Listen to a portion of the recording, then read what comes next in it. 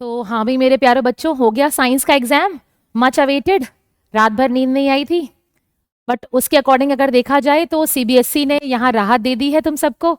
Maths का exam देखते हुए साइंस का एग्जाम जो था वो काफी इजी था। To the point, crisp questions with perfect answers. Exactly आपकी एनसीईआरटी की बुक्स की लाइंस कोटेड है। बहुत ज्यादा क्वेश्चंस को ट्विस्ट नहीं किया गया है, तो I would give it in overall a very easy paper. चलिए, विदाउट वेस्टिंग टाइम आप सब लोग उठ गए होंगे, रिलैक्स कर चुके होंगे, तो एक ग्लिम्स और एक शॉट डाल लेते हैं अपनी आंसर की तरफ। मैं सॉल्व करने वाली हूं आपके लिए आज बायो का। Let's move on towards first question. First question was, this is set number 2 जो यहां हम लोग सॉल्व कर रहे हैं। Set number 2, question number 1 is, in human beings, the implantation of fertilized egg takes place in which part of the female reproductive system? बहुत simple question था, ज्यादा टेंशन लेने की जरूरत नहीं थी। आपको पता है कि मैंने आप लोगों को एक बहुत अच्छा सा डायग्राम दिखाया भी था जिसमें हम लोगों ने इम्प्लांटेशन की बात करी थी। तो इम्प्लांटेशन होता है सिर्फ और सिर्फ यूट्रस में। ओके, तो the correct answer is uterus implantation. भाई जो आप लोगों का जिसे कहते हैं कि फर्टिलाइजेशन होता है ओविडक्ट में, तो जो इम्प्लांटेशन है वो गया uterus. Next question, east multiplies by which of the following methods? तो द आंसर इज, ये तो सोचना ही नहीं पड़ा, ईस्ट सिर्फ और सिर्फ किसके थ्रू मल्टीप्लाई करता है? बडिंग के through.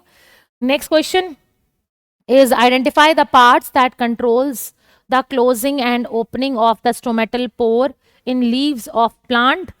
Again, simple, straightforward from the diagram of your NCERT, that is your guard cell.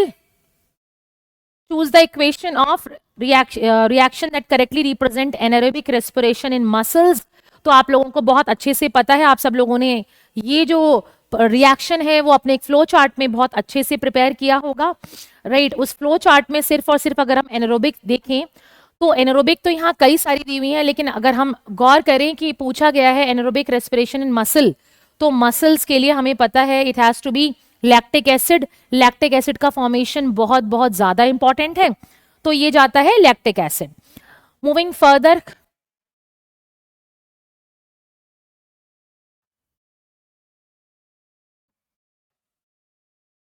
ऐसा बैक हो जाता है, okay. Next question, which of the following is a non biodegradable pollutant? जहां तक देख पा रहे हो और बड़ा इजी था, समझ पा रहे हो, पेपर, वुड, वेजिटेबल पील, ये सब ऑटोमेटिकली क्या है, ये सब डिकम्पोजेबल हैं, सब बायोडिग्रेडेबल हैं, तो the answer has to be DDT।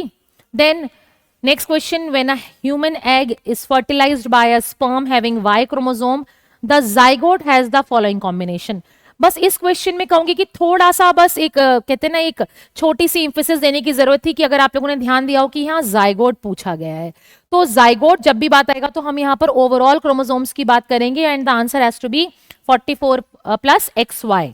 It should be not be 22 plus XY, क्योंकि 22 गैमीट्स में होते हैं respective of zygote.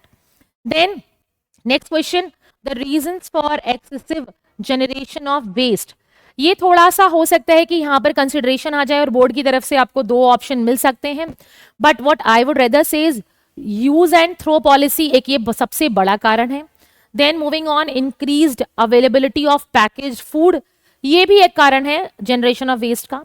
Increased construction waste, इसको हम कह सकते हैं कि हाँ हो भी सकता है, कंस्ट्रक्शन वेस्ट भी एक ऐसा एक बहुत सारा वेस्ट है जो क्या कर रहा है कि जो लार्ज अमाउंट ऑफ वेस्ट जो है वो मैनेज कर रहा है।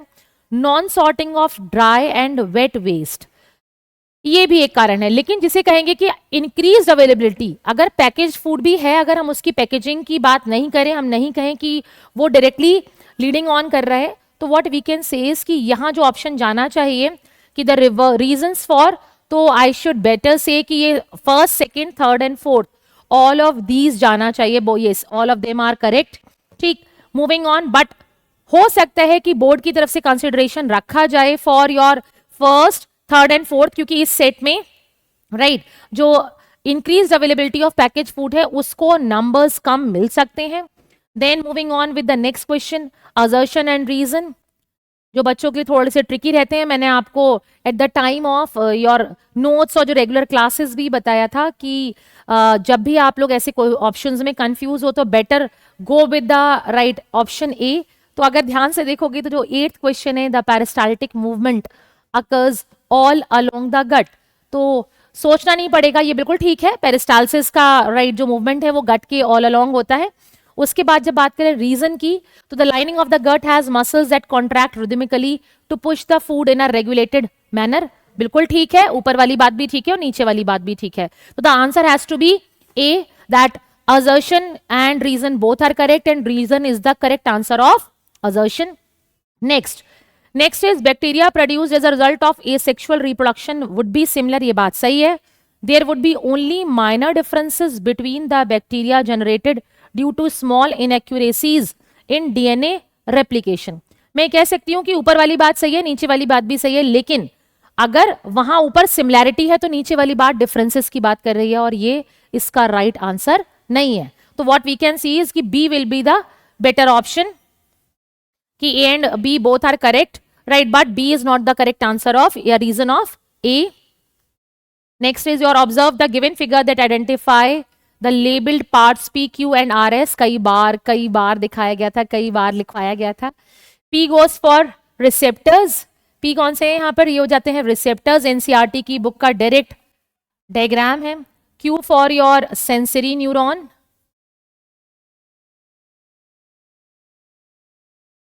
Are for your relay neuron, या यस नर्व्स भी आ सकता है, and S is the effector muscle.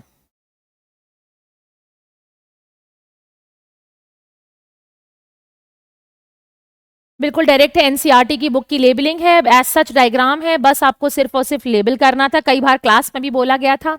Next moving on with the question, which of the plant hormones are responsible for the following process. इसमें आपको यहाँ पर सिंपली नाम देने थे, कौन कौन सा हार्मोन जो है वो किस किस पर्टिकुलर फंक्शन को परफॉर्म करता है। तो ध्यान देते अगर सेल डिवीजन की तरफ तो मेरी बात याद आ जाती कि बायोलॉजी में हर वर्ड अपने बारे में खुद बताता है। तो cytokinin is the perfect answer, right. Inhibition of growth यानी कि जो ग्रोथ रोकता है, it has to be abscisic acid.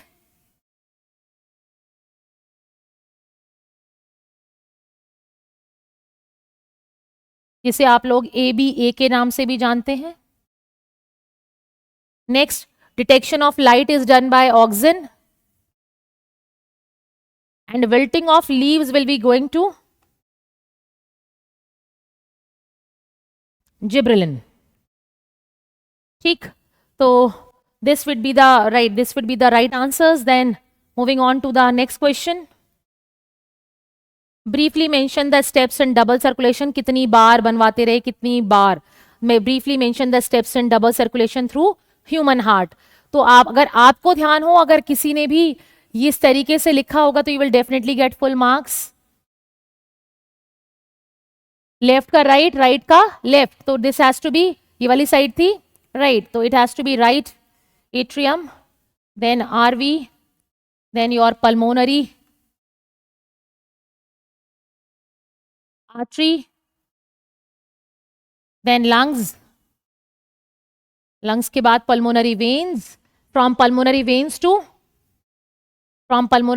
To it has to be your LA, then your LV, and then your LV is sending the purified blood through aorta. तो double circulation की अगर आपको ध्यान हो, डेफिनेशन भी होती है कि the movement of blood twice through the heart to supply once to the body. तो बिल्कुल परफेक्ट है ये फ्लो चार्ट, कई बार हमने अपनी रेगुलर क्लासेस में किया। Then next is given below is a diagrammatic representation of a cross section of leaf. अगर इस डायग्राम को देखोगे again from your NCERT and it goes for your chloroplast. P क्या है? P is chloroplast. अगर इसे पूछते तो ये होता गार्ड सेल, बट ये क्या है? ये मेंशन है Q is the empty space inside the leaf cells. Okay, तो आइडेंटिफाई P, तो यहां पर जो दिया गया है वो क्या है? P in the given diagram is chloroplast, और अगर उसके रोल की बात करें तो chloroplast helps you in photosynthesis. Write down a balanced equation of process of photosynthesis. तो जो आप लोगों की एनसीईआरटी में टॉप ऑफ द पेज दी हुई थी, अगर आप लोगों ने लिख ली होगी, 6CO2 plus 12H2O gives you sunlight, और C6H12O6 plus 6O2 plus 6H2O, that would be a perfect right equation, balanced equation। उसके बाद हम लोग चलते हैं क्वेश्चन नंबर 13, जो कि है 3 मार्क का question. Mention any one harmful effect of using plastic bags on the environment, suggest better alternatives to the usage of plastic bags. अगर बच्चों याद हो तो मैंने कहा था आवर एनवायरमेंट से एक 5 मार्क का क्वेश्चन रहता है और जनरलाइज क्वेश्चन रहता है। One harmful effect of using plastic bags on environment can be simply कि it will be causing the right, it will be causing accumulation of plastic, और accumulation of plastic will definitely leading to the formation of your pollution, different types of pollution। but अगर बात करें हम better alternatives की, तो jute bags, paper bags can be a better option। jute/paper bags can be a better option for consideration of this type of question। Next question, paddy fields require a large amount of water. The pesticides and chemical fertilizer used are washed down into the soil or water bodies। ये अगर definition आप लोगों ने bio magnification की पढ़ी होगी तो आपको क्लियर क्लिक हो गया होगा कि ये बायो मैग्निफिकेशन की definition है। How do these chemicals reach our bodies? Through obviously the process of bio magnification. तो ज्यादा मुश्किल नहीं था, definition को देखते ही याद आ गया होगा। Next question moving towards will be the, जिन बच्चों ने बायोमैग्निफिकेशन को अगर एक्सप्रेस भी किया हो, डेफिनेटली वो भी एक बहुत अच्छा तरीका है, क्योंकि अगर आप लोगों ने यहाँ पर एक किसी भी तरीके की फूड चेन बनाई हो, जैसे मैंने आपको बताया था in the form of small fish, right, और small fish is eaten by the large fish and then the large fish is eaten by the human beings. तो in this way, right, in this way हम लोग कह सकते हैं कि जो कुछ भी हमारे पास, जो कुछ भी राइट ऑप्शन थे, या जो कुछ भी केमिकल्स आप लोगों ने राइट किस में डाले थे, आप लोगों ने डाले थे प्लांट की वाटर बॉडी में, वो फाइटोप्लैंक्टन्स और जू प्लैंक्टन्स के थ्रू पहुंच जाते हैं, यहाँ पर जू प्लैंक्टन्स के थ्रू पहुंच जाते हैं इस पर्टिकुलर फूड चेन में। And this is the way, यानी कि अगर आपने फूड चेन के थ्रू एक्सप्रेस किया होगा तो भी परफेक्ट है, और अगर biomagnification word was very obviously required. Next question number 14 का A part, mention the gland and the hormone secreted by it in scary situation in human beings. जिन लोगों ने राइट हमारे यहाँ क्लासेस की उनको पता है, मैंने कई बार आप लोगों को इमरजेंसी सिचुएशन 3F हार्मोन के बारे में, 4F हार्मोन के बारे में बताया। वही हार्मोन है, यानी कि स्कैरी मीन्स फ्लाइट और फ्राइट, तो answer has to be none other than adrenal gland secreting adrenaline hormone. क्या सिक्रीट करता है? Adrenaline hormone. तो ये बच्चों हो गया आप लोगों का ए पार्ट का answer. And write two responses that enable the human body to be ready to deal with such situation.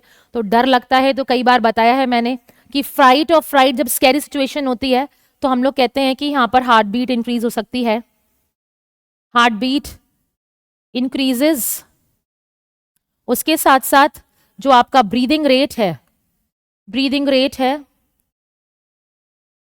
वो भी बढ़ जाता है। इसके बाद अगर कोई लोग डायलेशन ऑफ प्यूपिल भी लिखते हैं, राइट, तो वो भी ठीक है, यानी कि मल्टीपल टाइप ऑफ एग्जाम्पल आपके एनसीईआरटी के पैराग्राफ में दिए हुए थे जहां पर एड्रिनल ग्लैंड के बारे में मेंशन था। आप उनमें से कोई भी 2 लिखेंगे, that will be considered as perfect answer.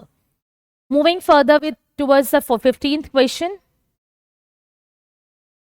आप लोग देख सकते हो I haven't taken much time, आपको बहुत आसान था, मतलब सिंपल, बिल्कुल direct to the point question है, करने में बहुत ज्यादा टाइम नहीं लग रहा, सोचने में ज्यादा टाइम नहीं लग रहा है, डायरेक्ट आंसर निकल कर आ रहे हैं।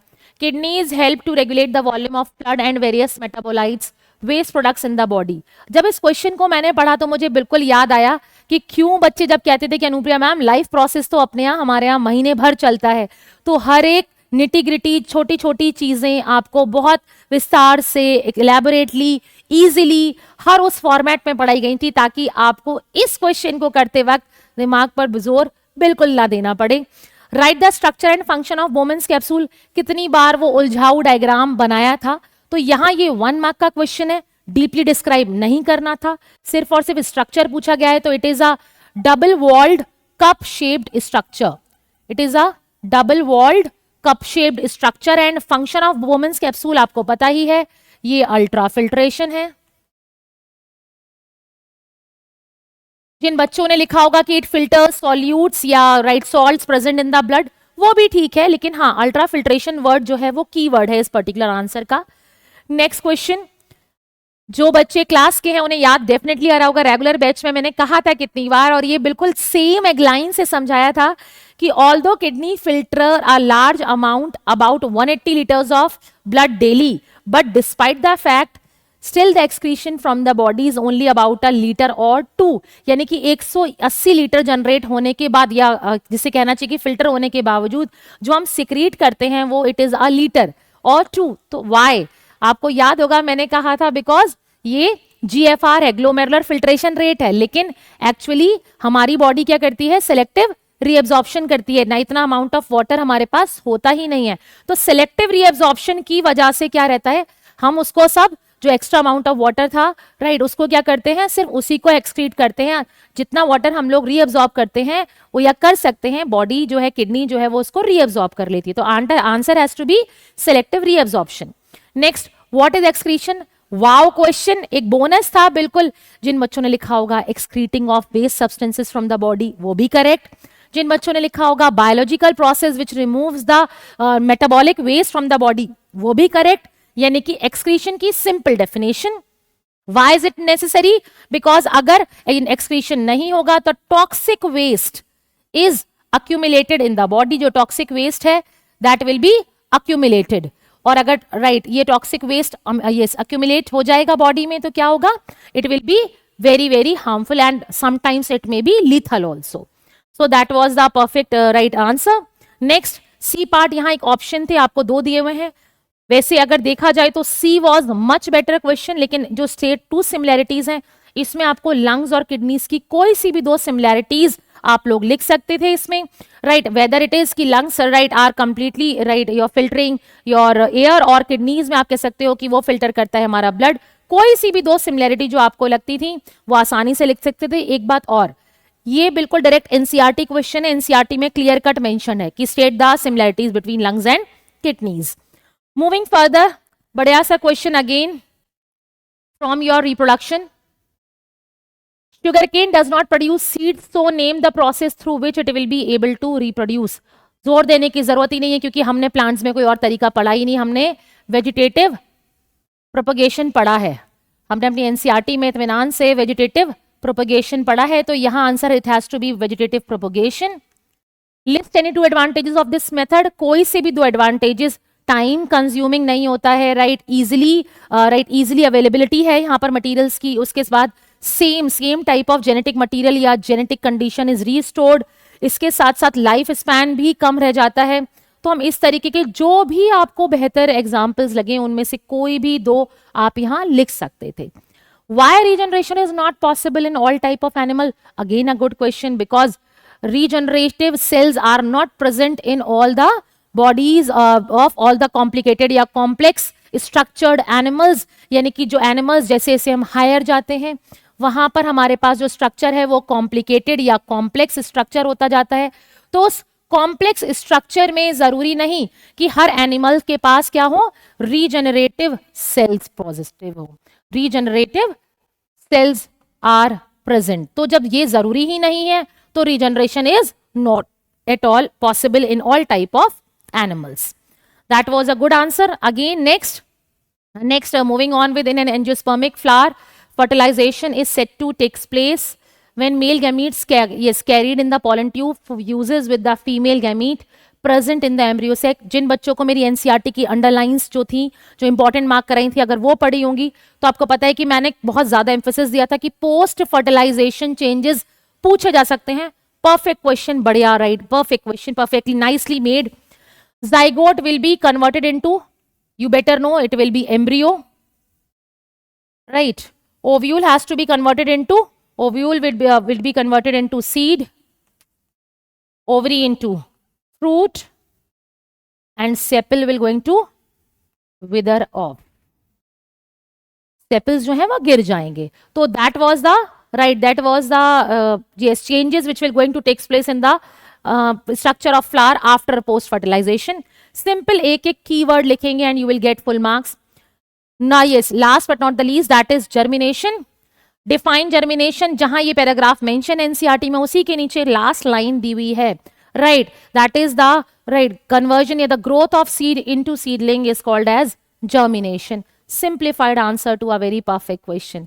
I hope this was all about your biology, and hope you must have all of have done very nicely and enjoyed doing your biology paper.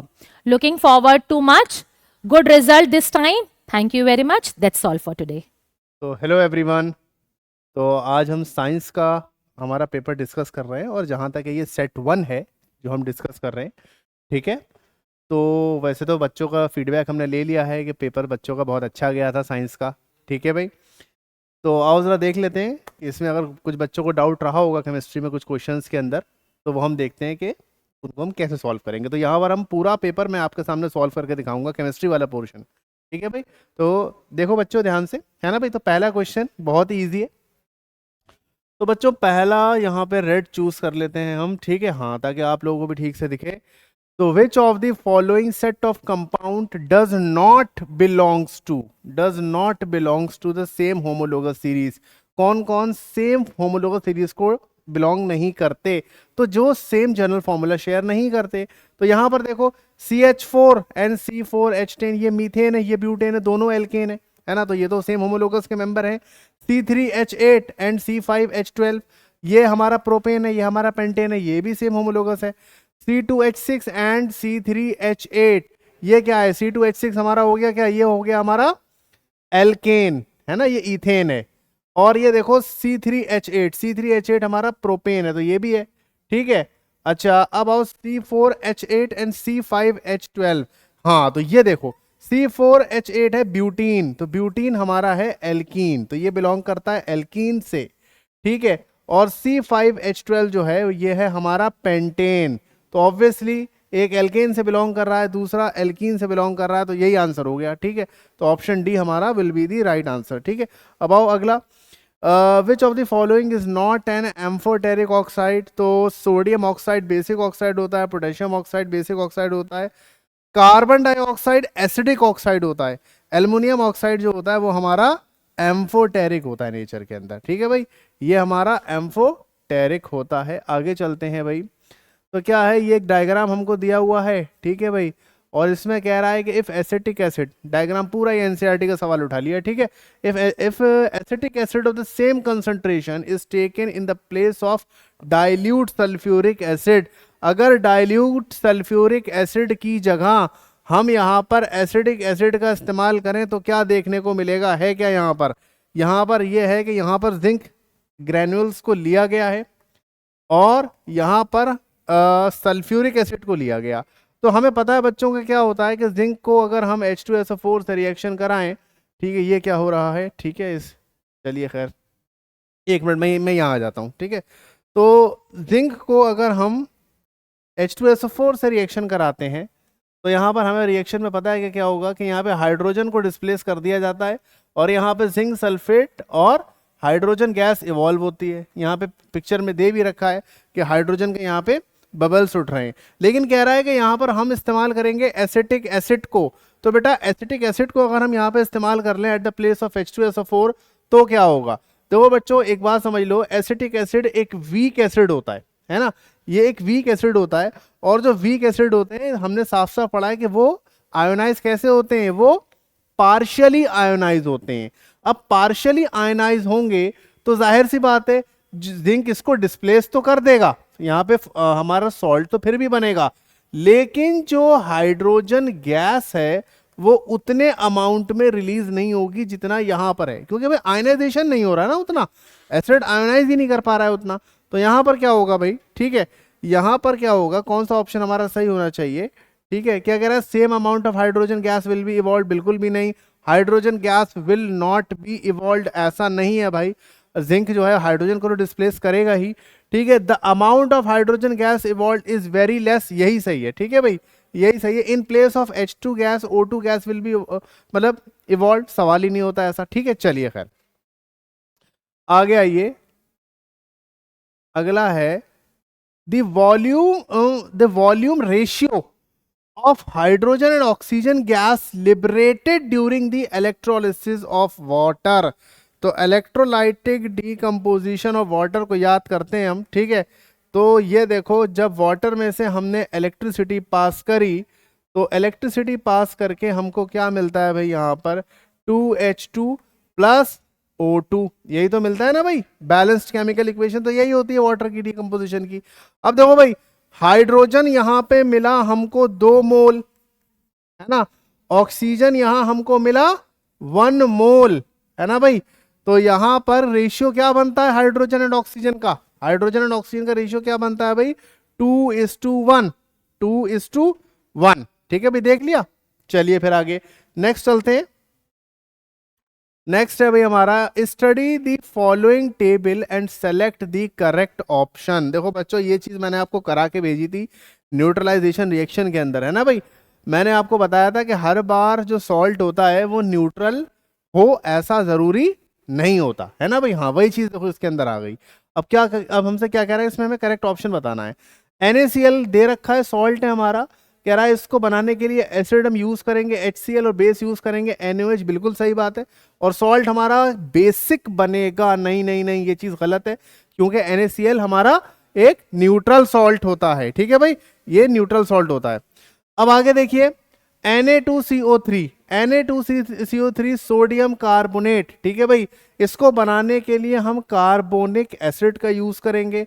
अच्छा, और हम NaOH का यूज करेंगे, और ये सॉल्ट दे रखा है कि न्यूट्रल है, तो नहीं भाई, metal carbonates are basic in nature, तो भाई ये बेसिक सॉल्ट है, न्यूट्रल तो ये हो नहीं सकता। आगे है सोडियम सल्फेट, इसको बनाने के लिए हम H2SO4 का यूज करेंगे, और इसको बनाने के लिए हम NaOH का यूज करेंगे। अब H2SO4 रहा एक स्ट्रॉन्ग एसिड, NaOH रहा एक strong base. Strong acid strong base जब रिएक्शन करते हैं तो सॉल्ट जो बनता है वो कैसा बनता है, न्यूट्रल बनता है। बट यहाँ तो एसिडिक दे रखा है, तो ये भी गलत हो गया। अब आओ, यहाँ पे दे रखा है क्या, सोडियम एसीटेट, सोडियम एसीटेट, इसको बनाने के लिए हम किसका, एसिटिक एसिड जो कि एक वीक एसिड होता है उसका यूज करेंगे, और NaOH स्ट्रॉन्ग बेस। तो बेटा salt of weak acid and strong base are basic in nature, तो यही सही है। तो ऑप्शन डी हमारा सही हो गया, है ना भाई, ऑप्शन डी हमारा सही हो गया। ठीक है भाई, कितना आसान पेपर है। ठीक है, आगे चलते हैं। अब क्या है भाई, which of the following will not undergo addition reaction. तो बच्चों, पहली बात तो हमको ये बात पता होना चाहिए कि एडिशन रिएक्शन कौन शो करते हैं, किस तरह के हाइड्रोकार्बन्स एडिशन रिएक्शंस को शो करते हैं। तो एडिशन रिएक्शन को शो करते हैं हमारे कौन से भाई, अनसैचुरेटेड हाइड्रोकार्बन।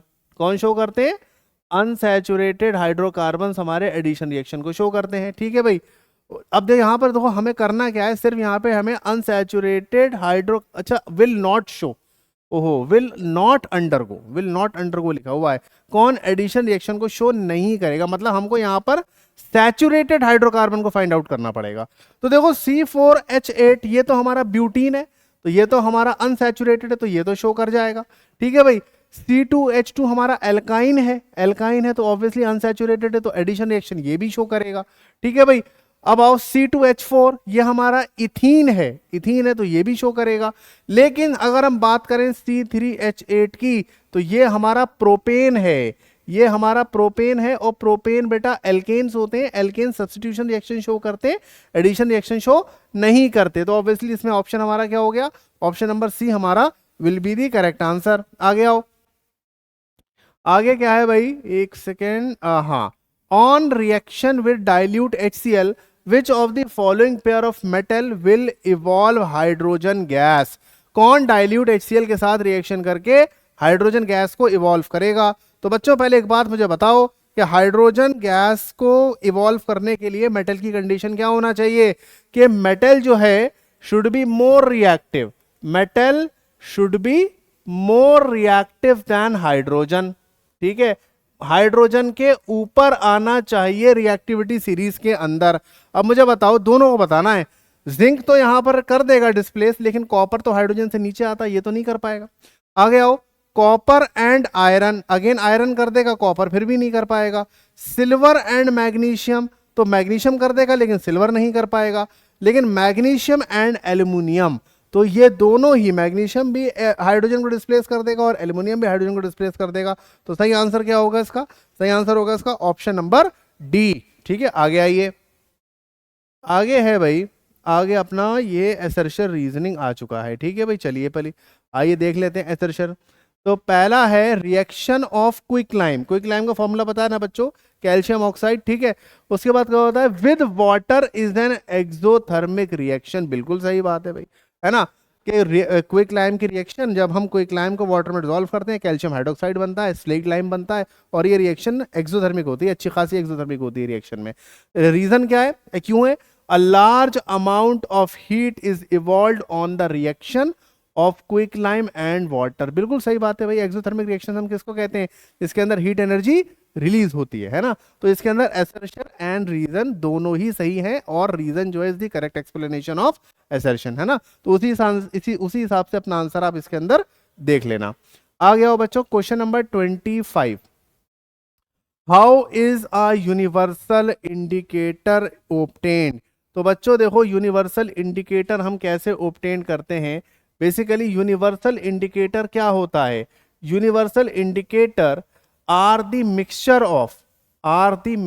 ऑफ, ठीक है, are the mixture of different types of indicator, which different types of indicator. ठीक है, तो basically universal indicators are obtained when different types of indicators are mixed together. ठीक है, and how is the wide range of pH of solution is tested by it।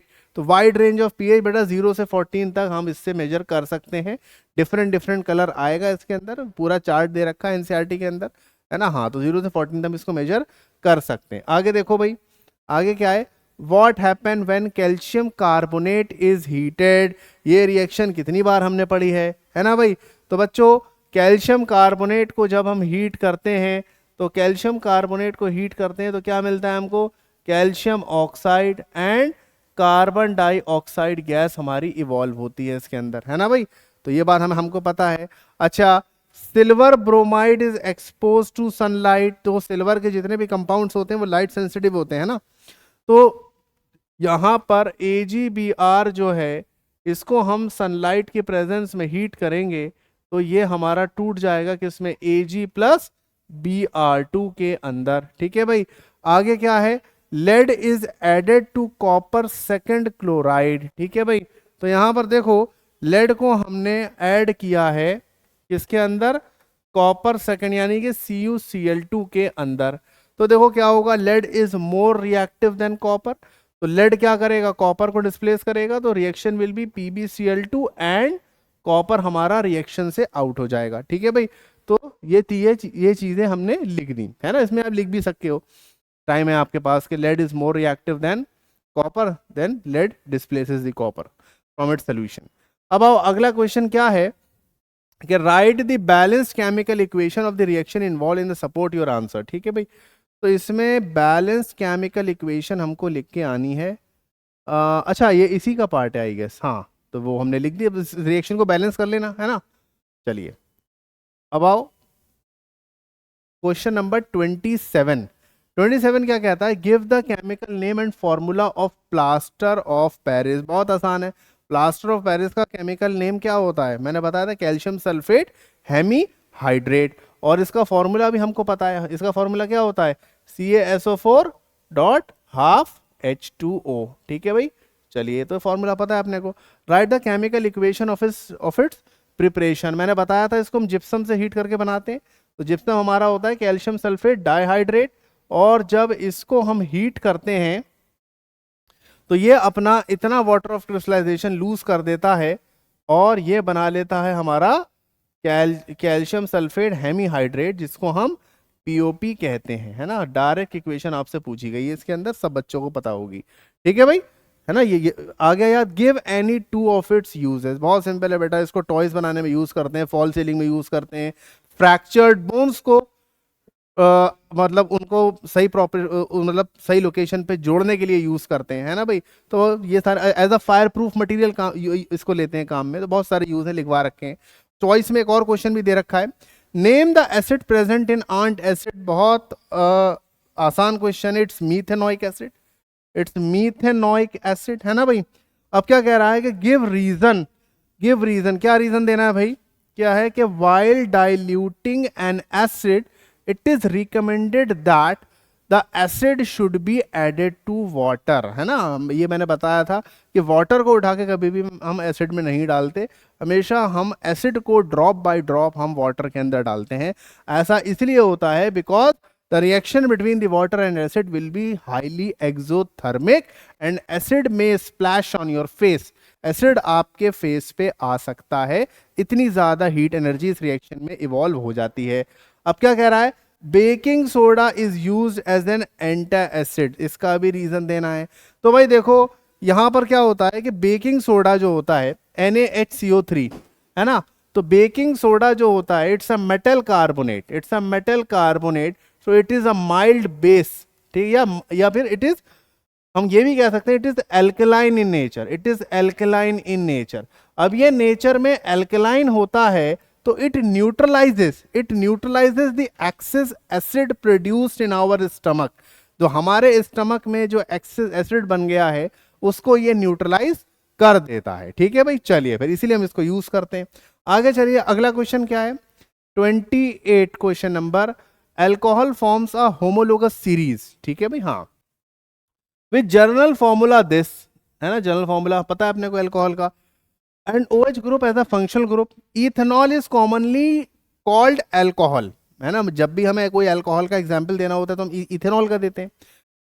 Is used in alcoholic drinks, है ना, ethanol is used in alcoholic drinks, है ना। अच्छा, it is good solvent used in medicine, cough syrup and other tonics etcetera. Paragraph दिया हुआ है आपको, है ना। इथेनॉल हम कहाँ यूज करते हैं भाई, मोस्ट कॉमनली अल्कोहल है, इसको हम अल्कोहलिक ड्रिंक्स में यूज करते हैं, ठीक है। गुड सॉल्वेंट है, सिरप्स में यूज होता है, टॉनिक्स में यूज होता है, ठीक है। अब यूज नहीं करते, वो बात अलग है, ठीक है। चलो खैर, अब हमसे आगे क्या कह रहा है, क्वेश्चन क्या है हमसे इसका, कि right structural formula and name of the fourth member of the homologous series. तो fourth member of the homologous series बताओ बच्चों क्या होगा। तो बेटा अल्कोहल का पहला होमोलोगस जो है वो हमारा क्या है, इट्स मीथेनॉल। अच्छा, दूसरा होमोलोगस क्या होगा इसका, इट्स इथेनॉल। अच्छा, तीसरा होमोलोगस क्या होगा, C3H7OH, इट्स प्रोपेनॉल। और क्या होगा, C4 नहीं H9OH, ठीक है। या फिर अब इसको इस तरीके से भी लिख दो, ठीक है, इस तरीके से भी आप इसको लिख दो, ठीक है। इट्स द फोर्थ होमोलोगस, ठीक है। चलिए फिर, कोई दिक्कत, आ जाइए। तो इट्स ब्यूटेनॉल, नाम क्या होगा इसका, फोर्थ मेंबर का नाम क्या है भाई, इट्स ब्यूटेनॉल, ठीक है। चलिए फिर आगे है, what happen when ethanol is heated with alkaline KMnO4, right equation, chemical equation involve. तो भाई देखो भाई, यहां पर इथेनॉल जो है हमारा, ठीक है, CH3CH2OH। अब देखो इसको हम एल्कलाइन KMnO4 की प्रेजेंस में हीट करेंगे। अब बच्चों एक बात मुझे बताओ कि एल्कलाइन KMnO4 मैंने क्या बताया था, KMnO4 होता है best oxidising agent. KMnO4 and हमारा पोटेशियम डाइक्रोमेट दोनों ही बहुत अच्छे ऑक्सीडाइजिंग एजेंट होते हैं, जो कि अल्कोहल को डायरेक्टली ऑक्सीडाइज करके पहुंचा देते हैं किसके अंदर, कार्बोक्सिलिक एसिड के अंदर। तो ये हमारा इथेनॉल है, तो ये हमारा इसका ऑक्सीडेशन हो जाएगा और हमारा क्या बन जाएगा भाई, इथेनोइक एसिड। 2 कार्बन का अल्कोहल था, 2 कार्बन का हमारा एसिटिक एसिड, वो 2 कार्बन का कार्बोक्सिलिक एसिड हमारा बन गया, ठीक है भाई। चलिए फिर ये हो गया अपना। अब आगे क्या है, व्हाट हैपेंस, अच्छा ये तो हो गया, बी पार्ट हो गया। अब आते हैं सी पार्ट पे। सी पार्ट क्या कहता है कि write the chemical equation of the reaction when ethanol, write the chemical equation, हाँ, when ethanol with ethanoic acid in the presence of concentrated H2SO4। कह रहा है कि अगर इथेनॉल को एसिटिक एसिड या इथेनोइक एसिड के साथ हीट करें इन दी एसिडिक मीडियम तो क्या बनेगा। तो बेटा एक बात मुझे बताओ, reaction of alcohol with carboxylic acid in acidic medium क्या बनता है, एस्टरिफिकेशन होता है। तो यहाँ पर भी क्या होगा बच्चों, एस्टरिफिकेशन होगा। तो यहाँ पर देखो भाई ये हमारा मान लो कि ये हमारा इथेनॉइक एसिड है और ये हम इथेनॉल के साथ इसको हीट कर रहे हैं, है ना, इथेनॉल के साथ हम इसको हीट कर रहे हैं इन एसिडिक मीडियम। तो डिहाइड्रेशन हो जाएगा, बेसिकली वाटर रिमूव हो जाएगा और क्या बन जाएगा, ईस्टर बन जाएगा। तो ये क्या बनेगा, CH3COO C2H5 प्लस H2O, है ना, और इसका नाम क्या होगा, इसका नाम होगा इथाइल इथेनोएट, इथाइल इथेनोएट। ठीक है भाई, हाँ, तो ये हमारा ईस्टरिफिकेशन हो जाएगा। तो क्या लिखना था, ईस्टरिफिकेशन लिखना था आपको इसके अंदर। आगे देखो बच्चों, आगे क्या है कि एक चॉइस में एक और क्वेश्चन हमको दे रखा है, और ये क्या है भाई कि what happens when ethanol is heated with excess concentrated sulphuric acid at 443 kelvin. बेटा कंसंट्रेटेड H2SO4 को हम जानते हैं एज अ डिहाइड्रेटिंग एजेंट, और ये डिहाइड्रेटिंग एजेंट है तो ये क्या करेगा, ये बच्चों वाटर को रिमूव करेगा मॉलिक्यूल में से, है ना भाई, ये मॉलिक्यूल में से वाटर को रिमूव करेगा। अब जैसे कि हमारा इथेनॉल है, तो इथेनॉल है, आप इसको कंसंट्रेटेड सल्फ्यूरिक एसिड की प्रेजेंस में इसको आप हीट करोगे तो बच्चों क्या होगा इसके अंदर, मैंने आपको बताया था कि यहाँ पर वाटर का रिमूवल होगा, OH इसके पास है ही, एक हाइड्रोजन यहाँ से निकाल लेगा और ये हमारा वाटर रिमूव हो गया। तो यहाँ पर क्या बनेगा, यहाँ पे बन जाएगा हमारा इथीन, यहाँ पे क्या बन जाएगा हमारा इथीन, और वाटर हमारा रिमूव हो चुका है। ठीक है भाई, तो यहाँ पर क्या बन जाएगा, इथीन, एल्कीन बन जाएगा बेसिकली, है ना। तो क्या बनेगा यहाँ पे हमारा बनेगा इथीन। ठीक है भाई, चलो भाई, तो ये भी हो गया। आगे चलते हैं, अगला क्या है, अगला है हमारा, एक second, give reason, attempt either option A और बी, खैर हमें तो दोनों ही करने हैं। ठीक है, तो give reason for the following. तो पहला है ionic compounds have generally high melting point and boiling point, yes, because ionic compounds have electrostatic force of attraction between them, है ना। आयनिक कंपाउंड के बीच में जो आयंस होती हैं उनके बीच में फोर्स ऑफ अट्रैक्शन बहुत हाई होता है, और क्या होता है, कौन सा फोर्स ऑफ अट्रैक्शन होता है, इलेक्ट्रोस्टैटिक फोर्स ऑफ अट्रैक्शन होता है इसके बीच में। तो इलेक्ट्रोस्टैटिक फोर्स ऑफ अट्रैक्शन की वजह से इसका मेल्टिंग पॉइंट और बॉइलिंग पॉइंट बहुत हाई होता है। चलिए खैर, अब क्या कह रहा है, solder and alloy of lead and tin is use for welding electrical wires, है ना। सोल्डर के अंदर एक यूनिक प्रॉपर्टी होती है बेटा, जब भी उसको हाई टेम्परेचर पे हम हीट करते हैं, थोड़ा सा टेम्परेचर देने पर, तो वो मेल्ट कर जाता है, और मेल्ट करके वो वहां पे जाकर के डिपॉजिट हो जाता है इलेक्ट्रिकल वायर्स के बीच में, है ना। जैसे सोल्डर है, इसको आप हीट करोगे तो ये मेल्ट करेगा, और मेल्ट कर करके डिपॉजिट हो जाएगा दो वायर्स के कनेक्शन के बीच में, है ना, जिससे दो वायर्स आपस में जुड़ जाते हैं। इसी तरीके से पीसीबी के अंदर इलेक्ट्रॉनिक कंपोनेंट्स को भी इसी तरीके से फिक्स किया जाता है इसकी हेल्प से, है ना, मैंने बताया था। अब क्या है, carbon can not reduce the oxides of sodium and magnesium. जैसे कि ये कह रहा है कि जैसे कि सोडियम ऑक्साइड हो गया अपना, सोडियम ऑक्साइड हो गया, या फिर और अपना कैल्शियम ऑक्साइड हो गया, तो कार्बन इसको रिड्यूस नहीं कर पाता, है ना। कार्बन से ये ऑक्साइड्स हमारे रिड्यूस नहीं होते हैं। वैसे देखा जाए तो जिंक ऑक्साइड जो है, जिंक ऑक्साइड को हम कार्बन से रिड्यूस कर दिया करते थे, लेकिन इनके ऑक्साइड्स को रिड्यूस नहीं कर पाता, क्योंकि भाई सोडियम एंड कैल्शियम जो है वो हाईली रिएक्टिव मेटल्स की उसमें आते हैं, कैटेगरी में आते हैं। कार्बन के कंपैरिजन में इनकी रिएक्टिविटी बहुत हाई होती है, तो कार्बन इनको डिस्प्लेस नहीं कर पाएगा, इसलिए वो इनको रिड्यूस भी नहीं कर पाएगा। ठीक है, सिंपल बात है, क्योंकि because the reactivity of carbon is much more less than sodium and magnesium. अच्छा, मैग्नीशियम लिया था, हाँ, मैग्नीशियम मॉडरेटली है, लेकिन कार्बन के कंपैरिजन में तो क्या है भाई, बहुत ज्यादा रिएक्टिव है वो, है ना, तो कार्बन उसको भी नहीं कर पाएगा। आगे देखो, तो इसके बाद जो है बी पार्ट है शायद ये, the reaction of compound X with aluminium is use to join railway tracks, है ना भाई।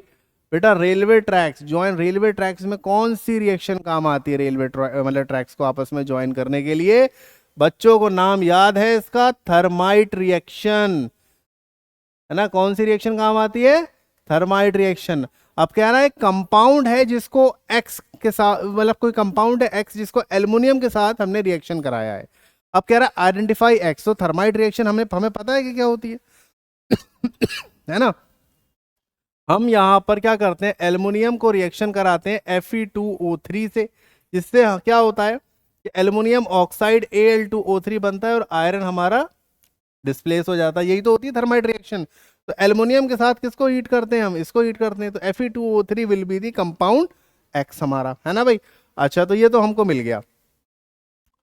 अच्छा अब आगे, अब आओ name the reaction, name the reaction. तो रिएक्शन का नाम क्या है भाई, रिएक्शन का नाम हमको पता है कि क्या है, रिएक्शन का नाम है हमारा, एक सेकेंड ये रिएक्शन का नाम है हमारा थर्माइट रिएक्शन, रिएक्शन का नाम है हमारा थर्माइट रिएक्शन, ये है हमारा थर्माइट रिएक्शन, ठीक है भाई। चलिए फिर आगे देखो भाई, right the balanced chemical equation. I think ये ठीक से आपको विजिबल है नहीं, ये वाला जो पोर्शन है, ठीक है, मैं इसको थोड़ा जूम आउट करता हूँ तो मे बी आपको ये विजिबल हो जाए, एक सेकेंड।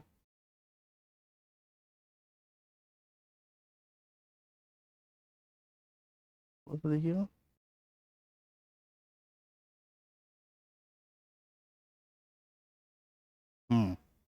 आई थिंक अब थोड़ा आएगा। चलो ये बीच का, चलो मैं आपको बता देता हूँ, ठीक है। हाँ तो name the reaction, third part है write the balanced chemical equation of the reaction of compound X. Balanced chemical equation आपके सामने ये लिखी हुई है, बैलेंस्ड केमिकल इक्वेशन ये लिखी हुई है। अगला है, अगला है भाई ऑप्शन बी के right the balanced chemical equation, right the balanced chemical equation, ये आपको दिख रहा है, ठीक है। Write the balance chemical equation, मैं यहाँ पे लिख देता हूँ, ठीक है। Write the balance chemical equation when mixture of, ठीक है, mixture of Cu2O and Cu2S is heated, है ना। इसके मिक्सचर को हम हीट करें, फर्स्ट पार्ट हमारा ये है, मैंने यहां लिख दिया, ठीक है, वहां अगर विजिबल नहीं था, है ना। तो देखो बच्चों इसके अंदर क्या होगा, इसका बैलेंस केमिकल इक्वेशन हमको लिखना है, तो ऑब्वियसली यहाँ पर मैंने बताया था ये हमारा कॉपर के एक्सट्रैक्शन की इक्वेशन है। तो यहाँ पर हमारा कॉपर ऑक्साइड जो है, सेकेंड ऑक्साइड, ये रिड्यूस हो जाएगा कॉपर में और सल्फर डाइऑक्साइड गैस हमारी यहाँ से रिलीज हो जाएगी, ठीक है भाई। अब बैलेंस्ड केमिकल इक्वेशन, एक मिनट, बैलेंस केमिकल इक्वेशन लिखनी है ना, तो जस्ट अ मिनट, है ना। हाँ तो यहाँ पर 4Cu होगा हमारा, है ना, 4, एक मिनट, नहीं,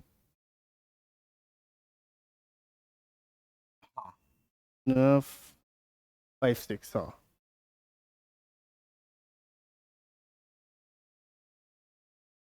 6Cu, ठीक है भाई। हाँ तो ये बैलेंस केमिकल इक्वेशन हो गई भी हमारी, ठीक है भाई। चलिए अब आइए इसका सेकंड पार्ट क्या कहता है, zinc sulphide is heated in presence of oxygen. तो सेकंड पॉइंट है इसका, मैं यहां लिख दे रहा हूं कि zinc sulphide is heated, zinc sulphide is heated in presence of oxygen, इस प्रेजेंस ऑफ ऑक्सीजन। तो क्या होगा, देखो भैया रोस्टिंग का नाम तो हमने सुना है, तो यहाँ पे सीधी सीधी क्या हो रही है, रोस्टिंग हो रही है। जिंक सल्फाइड को आप अगर हीट करोगे इन द प्रेजेंस ऑफ ऑक्सीजन, तो ये हमारा कन्वर्ट हो जाता है जिंक ऑक्साइड में, प्लस यहां से रिलीज होगी सल्फर डाइऑक्साइड गैस, है ना भाई, सल्फर डाइऑक्साइड गैस हो गया भाई। अब आते हैं सेकंड पार्ट, तो क्या है, give reason for the following. Give reason में क्या है, पहला पार्ट है, first part, the wire carrying current in homes having a coating of PVC, है ना। जो हमारे घर में वायर यूज होता है तो देखते होगे जो कॉपर वायर होता है उसके ऊपर एक रबर की कोटिंग चढ़ी हुई होती है, उस रबर की कोटिंग को पीवीसी कहते हैं, पॉलीविनाइल क्लोराइड, है ना भाई। और उसका काम क्या होता है, क्योंकि पीवीसी एक प्लास्टिक का टाइप होता है ना, और plastic is a bad conductor of electric current, तो इलेक्ट्रिक करंट को ये कंडक्ट करने नहीं देगा, है ना। तो कभी वायर से हमारा हाथ टच हो जाए या वायर कहीं से होता हुआ जा रहा है तो उस चीज पे, उस सरफेस पे करंट को नहीं आने देगा ये, है ना। तो इसका काम होता है कि वायर को इंसुलेटेड रखना, मतलब उसके करंट को सरफेस पे नहीं आने देना, ठीक है। हाँ, to make the hot water tanks copper is use not steel, steel का यूज नहीं करते हॉट वाटर टैंक्स में, और हम किसका यूज करते हैं, कॉपर का यूज करते हैं। देखो उसलिए ये ऐसा इसलिए होता है कि हॉट वाटर टैंक्स जो होते हैं, स्टील भले ही हमारा एलॉय है, एलॉय हमारे ऑक्सीडाइज नहीं होते, लेकिन after certain interval of time steel के अंदर भी आयरन है, तो एक after a long period of time it may corrode, ठीक है भाई, इसका कोरोजन हो सकता है, क्योंकि लगा अब हॉट वाटर टैंक है तो ऑब्वियसली उसमें पानी भरा हुआ ही है और हाई टेम्परेचर भी है ना, तो देर आर चांसेस कि यहाँ पे रिएक्शन हो सकती है। लेकिन कॉपर एक लेस रिएक्टिव मेटल होता है, और लेस रिएक्टिव मेटल होने के बाद ये हाइड्रोजन को तो डिस्प्लेस कर नहीं सकता, तो यहाँ पर रिएक्शन होने के चांसेस बिल्कुल कम हो जाते हैं हमारे, है ना। तो इसीलिए हम कॉपर यूज करते हैं रादर देन स्टील को हम यूज करें, ठीक है भाई। आगे क्या है कि show the formation of ionic compound calcium oxide with electron dot structure. तो देखो भाई, कैल्शियम का आयनिक स्ट्रक्चर, इसका मैं आपको बताता हूँ। कैल्शियम का एटॉमिक नंबर होता है 20, तो इलेक्ट्रॉनिक कन्फिग्रेशन हो गया 2,8,2, है ना। अच्छा, ऑक्सीजन, ऑक्सीजन का एटॉमिक नंबर होता है 8, तो इसका हो गया 2,6। क्या देखने को मिल रहा है कि कैल्शियम स्टेबल तब होगा जब ये 2 इलेक्ट्रॉन को लूज करे, और ऑक्सीजन स्टेबल तब होगा जब ये 2 इलेक्ट्रॉन को गेन करे। तो अगर मैं कैल्शियम के परस्पेक्टिव से देखूं तो कैल्शियम जो है वो 2 इलेक्ट्रॉन को लूज करेगा और ये कैल्शियम आयन में कन्वर्ट हो जाएगा, और जो ऑक्सीजन है ये 2 इलेक्ट्रॉन को गेन करेगा और ये ऑक्सीजन, है ना, एनायन में कन्वर्ट हो जाएगा, ठीक है भाई। अब यहां पर ऑपोजिट चार्जेस के बीच में इंटरेक्शन होगा जिससे हमारा आयनिक बॉन्ड बन जाएगा। अब सेम चीज क्या कह रहा है कि लुईस डॉट स्ट्रक्चर से आप दिखा दो। तो देखो भाई, ये हमारा कैल्शियम है, ऑक्सीजन का लुईस डॉट स्ट्रक्चर मैंने आपको बनाना सिखाया था इस तरीके से, है ना। अब ऑक्सीजन में फिलहाल 6 हैं, कैल्शियम अपने 2 इलेक्ट्रॉन को लूज कर रहा है, तो लूज कर रहा है तो कैल्शियम से इलेक्ट्रॉन जाएगा, तो कैल्शियम के पास वैकेंसी क्रिएट हो जाएगी, जिसको हम किससे दिखाएंगे, क्रॉस से दिखा देते हैं। तो यहां से कैल्शियम से इलेक्ट्रॉन जा रहा है ऑक्सीजन की तरफ, जिसकी वजह से कैल्शियम कन्वर्ट हो रहा है किसमें, यहाँ पे कैटायन में, और ऑक्सीजन को 8 इलेक्ट्रॉन मिल गए, तो जिसकी वजह से यहाँ पर 2 इलेक्ट्रॉन इसने गेन करें, तो ऑब्वियसली इसके ऊपर 2 का माइनस चार्ज भी आएगा। तो यहाँ पर ये हमारा कैल्शियम ऑक्साइड इस तरीके से बन जाएगा, है ना। ये है हमारा लुईस रिप्रेजेंटेशन इसका, ठीक है, कैल्शियम ऑक्साइड का। अब आगे आओ, ठीक है। हाँ, तो चलो फिर, ठीक है। तो ये था बच्चों हमारा केमिस्ट्री का सेक्शन, ठीक है भाई। तो आई होप आपकी समझ में आया होगा, और अगर कुछ डाउट्स होंगे तो आपके क्लियर हो गए होंगे। वैसे पेपर बिल्कुल एनसीईआरटी बेस्ड था, और जो कुछ पढ़ाया था वही से ही पेपर हमारा आया था, ठीक है भाई। ओके बच्चों। तो हेलो बच्चों, जैसा कि हम जानते हैं सीबीएसई 10th क्लास साइंस का पेपर हो गया है, ठीक है। तो मैं फिजिक्स का इसमें सॉल्यूशन बनाता हूँ आपके सामने। सेक्शन सी है इसमें,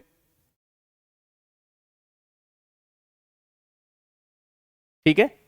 तो पेपर के अंदर सी सेक्शन से यहाँ से फिजिक्स स्टार्ट होती है। कुछ एमसीक्यूज हैं, इनको देख लेते हैं पहले हम। तो पहला इसमें एमसीक्यू है, to restore clear vision in person whose size of the eyeball has reduced, she is suggested to use suitable।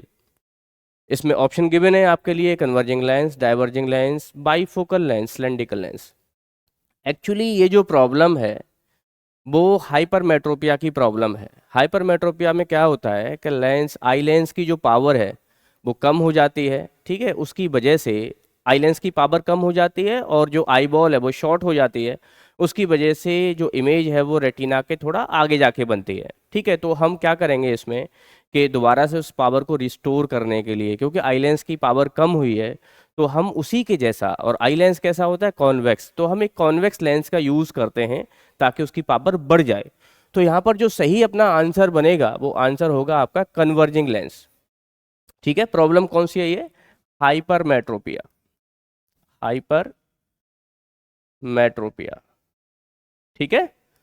तो इसको रिस्टोर करने के लिए, इसको सही करने के लिए जो लेंस हम यूज़ करते हैं वो है कॉन्वेक्स लेंस या फिर कन्वर्जिंग लेंस, ठीक है। तो इसी तरीके से बच्चों इसमें दूसरा सवाल है अपना, ये कह रहे हैं rays from the sun converge at a point 25 centimetre behind the convex lens the distance at which an object be placed in front of the lens to get a virtual image. देखो क्या हुआ है यहाँ पर कि मान के चलिए यहाँ पर एक कॉन्वेक्स लेंस है और बहुत दूर से यानी सन से आने वाली जो रेज हैं वो कन्वर्ज हो जाती हैं, कितना दूरी पर, 25 सेंटीमीटर। तो बच्चों ये क्योंकि रेज बहुत दूर से आ रही हैं, कन्वर्ज हो गई कहाँ पर, 25 सेंटीमीटर पर, तो ये इसका फोकस बन गया। क्या बन गया, फोकस। ठीक है, तो अगर हम चाहते हैं कि हमें वर्चुअल इमेज ऑब्टेन हो तो जो ऑब्जेक्ट है वो फोकस के अंदर होना चाहिए। फोकस के अंदर होने का मतलब ये है 25 सेंटीमीटर से कम होना चाहिए। 20 सेंटीमीटर ऑप्शन है, 40 है, इसमें 50 सेंटीमीटर है, मोर देन 50। तो सही आंसर इसमें हो जाएगा बच्चों 20 सेंटीमीटर। यानी कॉन्वेक्स लेंस के सामने अगर 20 सेंटीमीटर के अंदर यानी 25 सेंटीमीटर के अंदर अगर हमने किसी ऑब्जेक्ट को पुट किया तो बनने वाली जो इमेज होगी वो वर्चुअल होगी। तो सही आंसर क्या है, 20 सेंटीमीटर। अगला सवाल इसमें एसर्शन और रीजन का है। इसमें आपको बोला गया है कि हमारे पास दो स्टेटमेंट मिलेंगे, एक एसर्शन होगा एक रीजन होगा, उनको पढ़ते हैं। और यस देखिए इसमें आपको बोला गया है the needle of magnetic compass kept in strong external magnetic field always align itself in north south direction on the earth. इन्होंने बोला है कि अगर हमने किसी कंपास निडल को स्ट्रॉन्ग मैग्नेटिक फील्ड में रख दिया है तो वो अपने आप को अलाइन करेगी नॉर्थ साउथ डायरेक्शन में। ये बात गलत है। अगर हम उसको फ्रीली रखते हैं बगैर किसी एक्सटर्नल फील्ड के तो वो अपने आप को नॉर्थ साउथ डायरेक्शन में अलाइन करती है। एक्सटर्नल फील्ड में रखा जाएगा तो फिर नॉर्थ साउथ डायरेक्शन में अलाइन नहीं करेगी। तो ये स्टेटमेंट आपका फॉल्स है, ये फॉल्स है। उसके बाद इन्होंने इसका रीजन बोला है behaviour of the needle of a compass is same as that of a freely suspended bar magnet. देखो निडल का जो बिहेवियर है वो फ्रीली सस्पेंडेड बार मैग्नेट की तरह होता है अगर कोई एक्सटर्नल फील्ड ना हो। ठीक है ना, तो यहाँ पर हम कह सकते हैं कि जो रीजन आपका बोला गया है ये तो ट्रू है कि अगर हम किसी बार मैग्नेट को फ्रीली सस्पेंड कर देते हैं तो वो हमेशा अपने आप को अलाइन करती है नॉर्थ साउथ डायरेक्शन में। यही कहानी होती है कंपास निडल के साथ में। तो दोनों की प्रॉपर्टी कैसी है, सेम, या दोनों का बिहेवियर कैसा है, सेम। तो ये अपना ट्रू है। ठीक है, तो इसका मतलब क्या हो गया, हमें ऑप्शन कौन सा मिलेगा, इसका जो असर्शन है वो फॉल्स है और इसका रीजन ट्रू है। तो डी ऑप्शन इसमें सही मानेंगे हम। ठीक है बच्चों, उसके बाद में नेक्स्ट पेज देखिए। नेक्स्ट पेज पर बोला गया है define absolute refractive index of an optical instrument, optical medium. किसी ऑप्टिकल मीडियम का एब्सोल्यूट रिफ्रैक्टिव इंडेक्स आपको बताना है। देखो एब्सोल्यूट रिफ्रैक्टिव इंडेक्स का क्या मतलब है, मान के चलो कि हमारे पास ये कोई मीडियम है, कोई सा मीडियम हो सकता है, ट्रांसपेरेंट, एयर हो सकता है, वाटर ग्लास, कुछ भी हो सकता है। और यहाँ पर मैंने सपोज करो वैक्यूम मान लिया। ठीक है, अगर लाइट की रे वैक्यूम से किसी मीडियम में चलकर आती है तो जाहिर सी बात है कि वो नॉर्मल की तरफ बेंड कर जाएगी, नॉर्मल की तरफ बेंड कर गई। ठीक है, इस मीडियम के वैक्यूम के अंदर जो लाइट की स्पीड है उसको सी से रिप्रेजेंट करते हैं और मीडियम के अंदर लाइट की स्पीड को हमने वी नाम दिया। तो एब्सोल्यूट रिफ्रैक्टिव इंडेक्स का मतलब क्या है, the ratio of speed of light in vacuum to the speed of light in medium. तो वैक्यूम के अंदर जो लाइट की स्पीड है उसको डिवाइड करेंगे मीडियम की लाइट की स्पीड से, तो जो रेशियो निकल के आएगा उसको हम नाम देते हैं एब्सोल्यूट रिफ्रैक्टिव इंडेक्स। ठीक है, और यहाँ से हमको एक बात और समझ में आती है कि ये जो एब्सोल्यूट रिफ्रैक्टिव इंडेक्स है वो इन्वर्सली प्रोपोर्शनल है स्पीड के। क्या मतलब हो गया इस बात का, इस बात का ये मतलब हो गया कि अगर रिफ्रैक्टिव इंडेक्स की वैल्यू ज़्यादा होगी तो मीडियम के अंदर स्पीड की वैल्यू कम होगी। तो अगला जो पार्ट है इसमें बी पार्ट जो दिया गया है, ये हमारे सामने मटेरियल गिवन है, ये रिफ्रैक्टिव इंडेक्स गिवन है और हमसे बोला गया है arrange these material mediums given in the table in increasing order of speed of light through them। कह रहे हैं इन मटेरियल को इंक्रीजिंग ऑर्डर में लगाना है लाइट की स्पीड के बेस पर। तो सबसे पहले बात करता हूं कि जो रिफ्रैक्टिव इंडेक्स है, सबसे ज़्यादा रिफ्रैक्टिव इंडेक्स डी की है तो इसकी स्पीड कम हो जाएगी। तो speed of light in D is less than, फिर इससे सेकंड नंबर पे कौन आता है, ये आता है ए। तो speed of light in medium ए, फिर और ज़्यादा किसका मिलेगा आपके लिए, बी का मिलेगा, ठीक है, speed of light in B, and last one speed of light in C. सबसे कम रिफ्रैक्टिव इंडेक्स किसकी है, सी की, तो लाइट की स्पीड सी के अंदर ज़्यादा होगी, ठीक है। आगे बढ़ते हैं बच्चों, अगला सवाल है इसमें, अगला सवाल ये है बच्चों, how does the change in curvature of the eye lens help us in the process of seeing the near by object clearly. जब हम पास की चीज़ें देखते हैं तो आई लेंस का कर्वेचर कैसे चेंज होता है। देखो, पास की चीज़ें देखने के लिए जो आई लेंस है वो अपनी पावर को इंक्रीज करता है। अब पावर को इंक्रीज करने के लिए वो ज़्यादा कर्वी हो जाता है, ठीक है, तो उसका जो कर्वेचर होता है, आप ये कह सकते हैं eye lens becomes more curvy, ठीक है। मोर कर्वी का मतलब ये है कि इसकी जो पावर है वो बढ़ जाती है और इसकी जो फोकल लेंथ है वो कम हो जाती है पास की चीज़ें देखने के लिए, ठीक है। आगे बढ़ते हैं, ठीक है, ये इसका आंसर है। State the range of the power of accommodation of normal human आई। एक नॉर्मल ह्यूमन आई के लिए जो रेंज है देखने की वो है आपकी 25 सेंटीमीटर से लेके इन्फानाइट, ठीक है। एक नॉर्मल आई के लिए या नॉर्मल पर्सन के लिए जो रेंज है वो 25 सेंटीमीटर से लेके इन्फानाइट है। इसको हम कहते हैं नियर पॉइंट ऑफ विजन, है ना। पास का हम कितना पास का देख सकते हैं 25 सेंटीमीटर। अगर हम किसी ऑब्जेक्ट को इससे कम करेंगे तो फिर वो हमारे लिए क्या हो जाएगा, ब्लर हो जाएगा, और इसको हम कहते हैं फार पॉइंट। ये हो गया अपना फार पॉइंट, ठीक है। थोड़ा और आगे बढ़ते हैं तो हमें मिल गया अगला सवाल, B part, draw a ray diagram to show the correction of eye defect of an old man who cannot see an object placed closer than 1 meter from his eye clearly। कह रहे हैं कि एक ओल्ड मैन है, अगर वो 1 metre से कम दूरी पे कोई ऑब्जेक्ट है तो उसको देख नहीं पाता है, तो उसका आपको एक रे डायग्राम बनाना है, ठीक है। अब ये जो डिफेक्ट है नॉर्मल पर्सन के लिए, अभी जैसे मैंने रेंज बताया कि 25 सेंटीमीटर से लेके इन्फानाइट होता है, लेकिन अगर किसी को 25 का नहीं दिख रहा, ठीक है, तो ये जो डिफेक्ट है इसको हम हाइपरमेट्रोपिया कहते हैं। क्या कहते हैं, हाइपरमेट्रोपिया। और हाइपरमेट्रोपिया में आई लेंस की जो पावर है वो इंक्रीज हो जाती है, डिक्रीज हो जाती है, तो उस पावर को इंक्रीज करना है। तो पावर को इंक्रीज करने के लिए मैं इसमें एक डायग्राम आपके सामने बनाता हूँ। एक्चुअली ये कुछ इस तरीके से है, ये हमारे सामने आई लेंस है, ये आई बॉल हो गया और ये मैंने आई लेंस बना दिया, ठीक है। और अगर कोई ऑब्जेक्ट 25 सेंटीमीटर पे तो वो हमें दिखेगा नहीं। हम क्या करेंगे कि यहाँ पर एक कॉन्वेक्स लेंस का यूज़ करेंगे ताकि इसकी जो पावर है वो इंक्रीज हो जाए। अब कॉन्वेक्स लेंस हमने ले लिया है और हम मान लेते हैं कि एक ऑब्जेक्ट है जो 25 सेंटीमीटर पे है, ठीक है। तो यहाँ से जो रेज जाएंगी वो कुछ इस तरीके से डाइवर्ज होके जाएंगी, और जब ये डाइवर्ज होके जाएंगी तो देखो लेंस का काम यहाँ पर क्या है कि वो रेज को थोड़ा कन्वर्ज करेगा इस तरीके से। उसने थोड़ा कन्वर्ज कर दिया, ये कन्वर्ज कर दिया, ठीक है।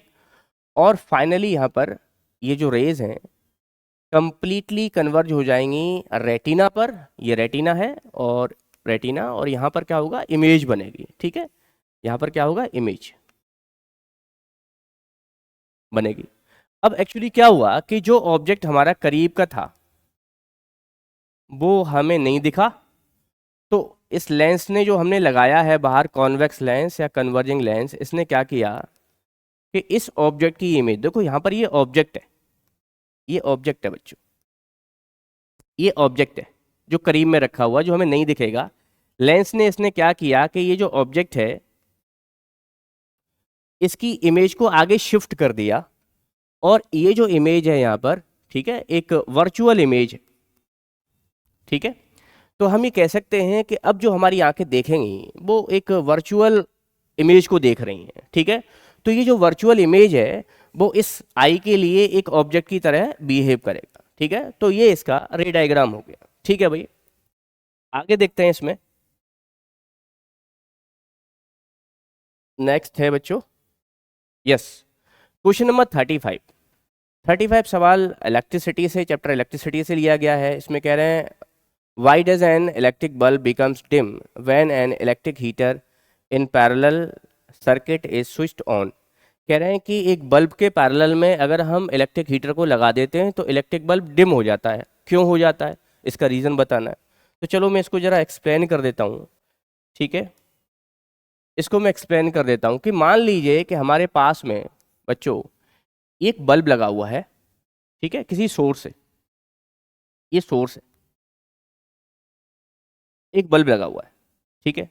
फिर हमने क्या किया कि इस बल्ब के पैरेलल में, ठीक है, यहाँ पर कहीं, और सपोज करो एक हीटर लगा दिया, ये हीटर बना दिया मैंने कॉइल, ठीक है, ये हीटर है मेरे सामने और ये क्या है, बल्ब।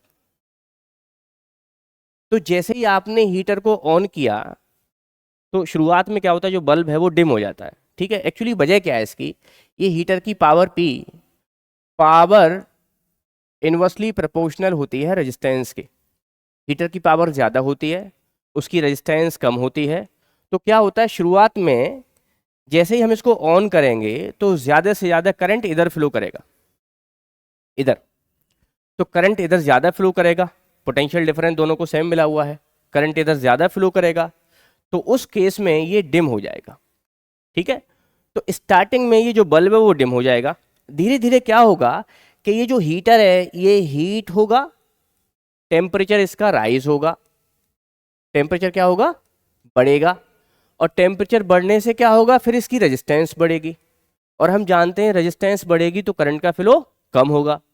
तो फिर इसके अंदर जो फ्लो होने वाला करंट है वो डिक्रीज कर जाएगा, हीटर के अंदर जो फ्लो होने वाला करंट है वो क्या कर जाएगा, डिक्रीज कर जाएगा। और जब करंट डिक्रीज कर जाएगा तो फिर धीरे धीरे क्या होगा कि जो बल्ब पहले डिम हो गया था, अब इसकी जो ब्राइटनेस है वो सडनली थोड़ा इंक्रीज करेगी। क्या लिखेंगे, ब्राइटनेस इंक्रीज, ठीक है। ब्राइटनेस इंक्रीज हो जाएगी आफ्टर सम टाइम, जब ये हीटर ऑन हो जाएगा, काम करना शुरू कर देगा, उसके बाद की बात कर रहे हैं। शुरुआत में क्या हुआ था कि हीटर की पावर ज़्यादा है, रेजिस्टेंस कम है, तो ज़्यादा करंट हीटर की तरफ फ्लो करेगा, जिसकी वजह से ये जो बल्ब है ये ग्लो थोड़ा कम करेगा या डिम ग्लो करेगा, ठीक है। तो इसमें आपको यही लिखना था इस सवाल के अंदर कि स्टार्टिंग में क्या होगा कि ये जो हीटर है इसमें करंट ज़्यादा फ्लो करेगा तो बल्ब डिम हो जाएगा, और धीरे धीरे हीटर गर्म होगा, हीट पकड़ेगा, टेम्परेचर पकड़ेगा, रेजिस्टेंस बढ़ेगी, उसकी रेजिस्टेंस बढ़ेगी तो करंट का फ्लो कम होगा, करंट का फ्लो कम होगा तो जो ब्राइटनेस है बल्ब की वो धीरे धीरे इंक्रीज करेगी। तो यही इसका आंसर था बच्चों। आगे देखते हैं बच्चों, इसमें एक और सवाल है, ये भी इलेक्ट्रिसिटी से लिया गया है। इसमें बोला गया how to connect 3 resistors each of 8 ohm so that the equivalent resistance of the combination is 12. Draw the diagram, the combination and justify your answer. इसमें बोला गया है आपके लिए कि हमारे सामने 8 ohm की 3 रेजिस्टेंस है, उनको हम किस तरीके से लगाएं, किस तरीके से उनका अरेंजमेंट बनाएं कि टोटल रेजिस्टेंस हमारा 12 ohm हो जाए, ठीक है। तो हमारे पास में क्या बोला है कि मान लीजिए कि हमारे पास में इस तरीके से 3 रेजिस्टेंस हैं, कितना ओम, 8 ओम और 8 ओम। इनको अगर मैं सीरीज में लगा लेता हूँ, ठीक है, तो मेरा आंसर सीरीज में हो जाएगा 24, ठीक है। और इनको अगर मैं पैरेलल में लगा लेता हूँ तो आंसर हो जाएगा 8/3। तो एक बात तो क्लियर हो गई कि इन तीनों रेजिस्टेंस को ना तो हम सीरीज में यूज़ कर सकते हैं ना पैरेलल में यूज़ कर सकते हैं, हमें आंसर चाहिए 12, ठीक है। तो अब हमारे पास तरीका क्या बचा, तरीका ये बचा कि एक बार हम 2 रेजिस्टेंस को सीरीज में लगा दें और उस एक जो बचा है इसको पैरेलल में लगा दें। यानी एक तरीका हमारे पास ये बचा हुआ है, ये एक तरीका ये है, ये 8 है, ये 8 है, ये 8, एक तरीका ये है। और एक तरीका मेरे पास ये है कि 2 को पैरेलल में लगा दूं और फिर जो रिजल्ट आएगा इसको सीरीज में कर दूं फिर मैं, क्योंकि आंसर मुझे 12 चाहिए पूरा, ठीक है। तो अगर मैं पहले वाला पार्ट इसका देखता हूं तो मालूम मुझे पड़ेगा कि पहले वाले पार्ट में इन दोनों का जो सम है वो 16 होगा, ये 8 हो गया, तो इसका जो इक्विवेलेंट है वो 16, 8 और 16 और 8 कितना हो गया 24, ठीक है, ये हो गया 3, तो ये हो गया 16/3 ओम। तो देखो ये भी आपका 12 नहीं है, तो ये जो कॉम्बिनेशन मैंने बनाया ये गलत है, ठीक है। नेक्स्ट जो कॉम्बिनेशन है इसको देख लेते हैं। अगर इन दोनों को मैंने पैरेलल में अरेंज किया है तो इसका हो जाएगा 4, इस 4 के साथ में ये वाला 8, इनको ऐड कर देंगे, आंसर कितना हो जाएगा 12। तो ये जो अरेंजमेंट है इसी अरेंजमेंट को हम सही मानेंगे, क्योंकि हमें कितना आंसर चाहिए था, 12 चाहिए था आंसर, ठीक है बच्चों। तो ये वाला अरेंजमेंट सही है। क्या करना है हमें, 2 को पैरेलल में और तीसरा जो बचा हुआ है उस कॉम्बिनेशन के सीरीज में बना देना है इसके लिए। अगला इसमें सवाल है बच्चों, आगे बढ़ते हैं। सवाल ये देखो कहाँ से लिया गया है, ये भी आपका लाइट से लिया गया है। कह रहे हैं an object is place at A distance of 30 centimetre in front of convex lens of focal length 15 centimeter. Use the lens formula to determine the position of image. What will be the size of image in this case?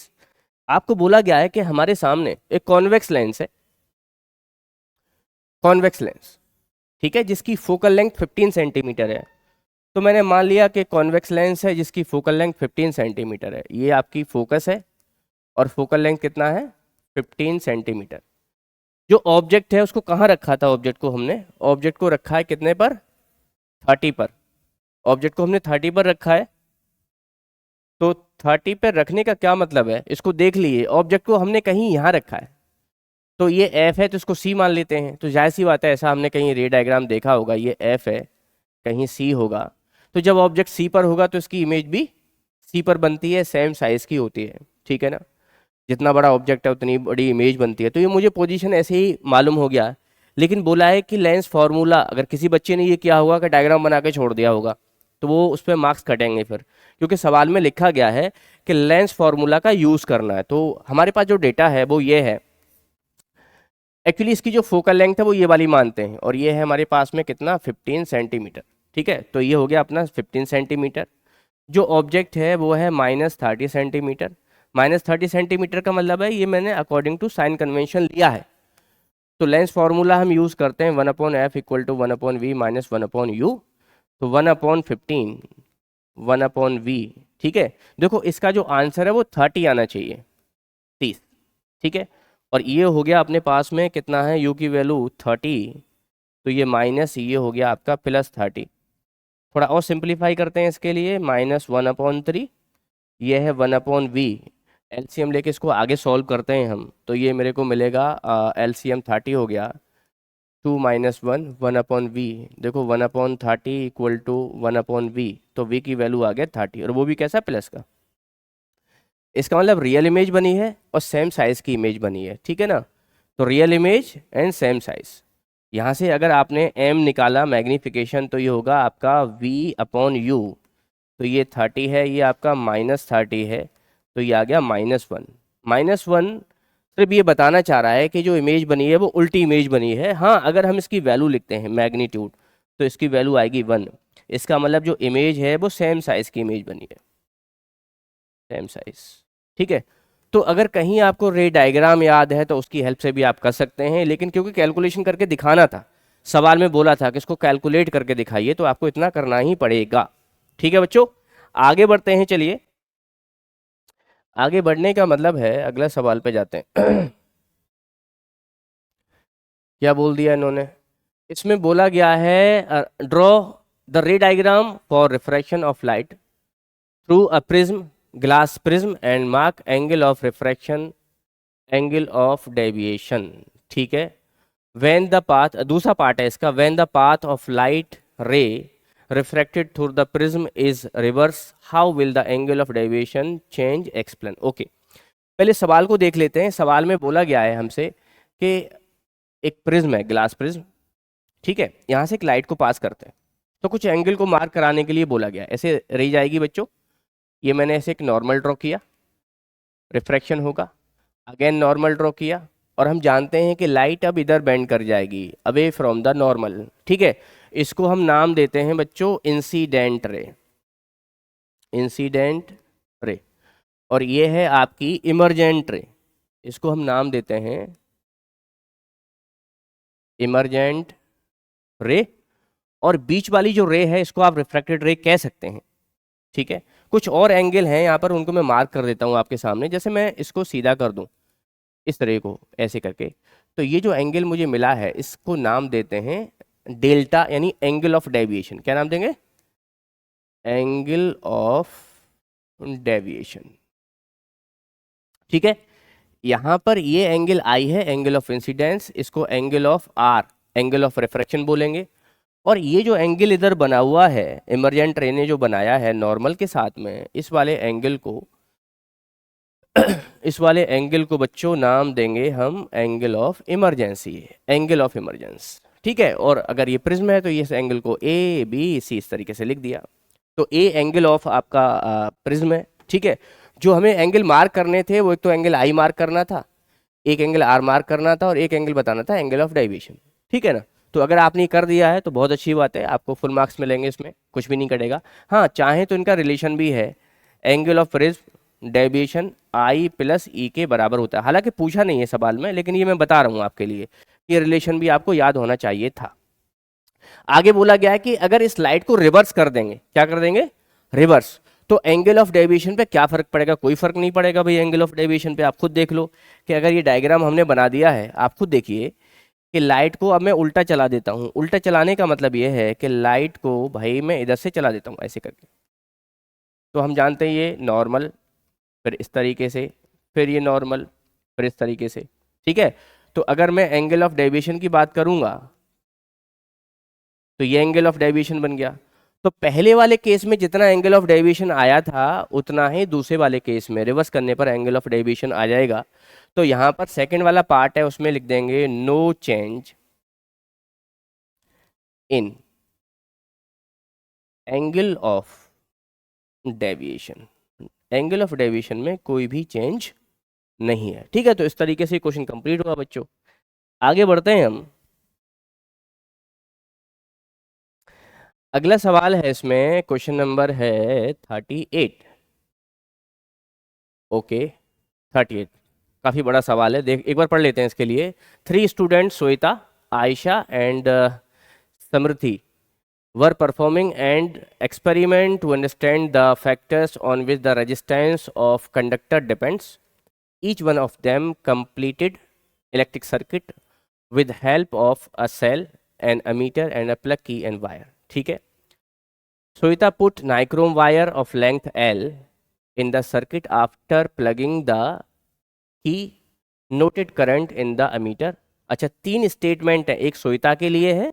Shweta ने क्या किया है? Nichrome wire लगाया है जिसकी length L है, ठीक है, लेंथ L है, और उसका अपना कुछ एरिया क्रॉस सेक्शन होगा, दिया नहीं है आपके लिए, और स्विच को उसने ऑन कर दिया है, और फिर उसने करंट की रीडिंग को नोट किया है, ठीक है।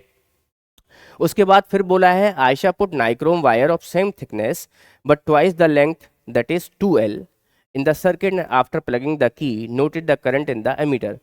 आयशा ने क्या किया है कि जो नाइक्रोम वायर श्वेता ने लिया था उसकी डबल लेंथ का वायर ले लिया है वो नाइक्रोम का, लेकिन लेंथ को क्या कर दिया? डबल, और थिकनेस उसकी सेम है। तो उसने भी यही काम किया कि जो एमीटर लगाया उसकी रीडिंग को नोट किया।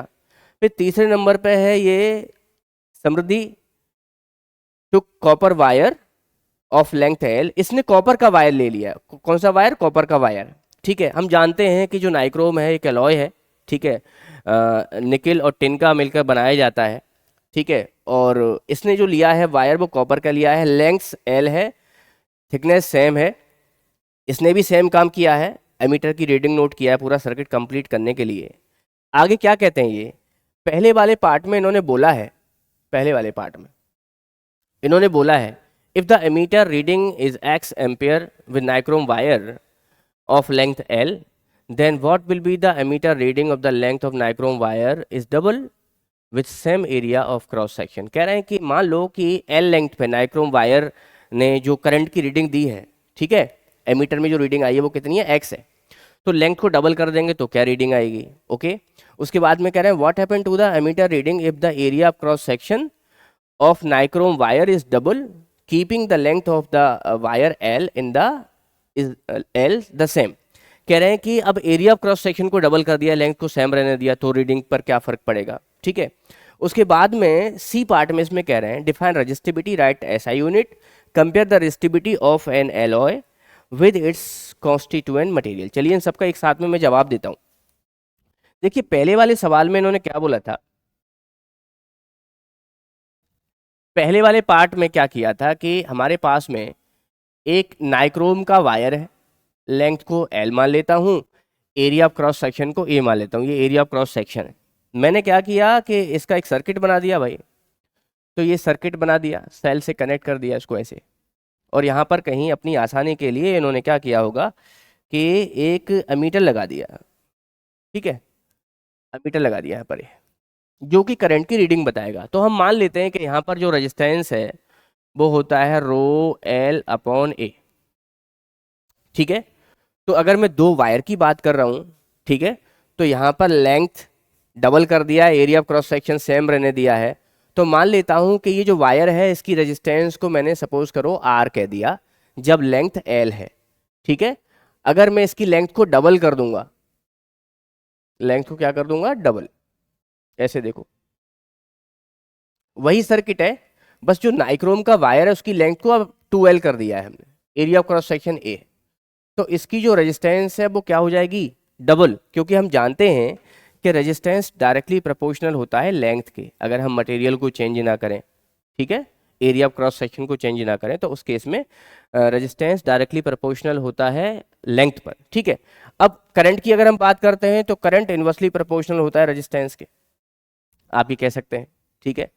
तो अभी इन्होंने क्या किया है कि पहले वाले केस में यहाँ पर अगर मैं रीडिंग को x मान लेता हूँ, ये जो एमीटर है पहले वाले पार्ट में अगर मैं रीडिंग को, ठीक है, ए की रीडिंग को मैं x मान लेता हूँ, और ये x जो आया है मेरे पास में, ए की रीडिंग कितना आया x, किसके लिए, जब रेजिस्टेंस की वैल्यू मैंने r मान ली है, रेजिस्टेंस की वैल्यू क्या मान लिया r।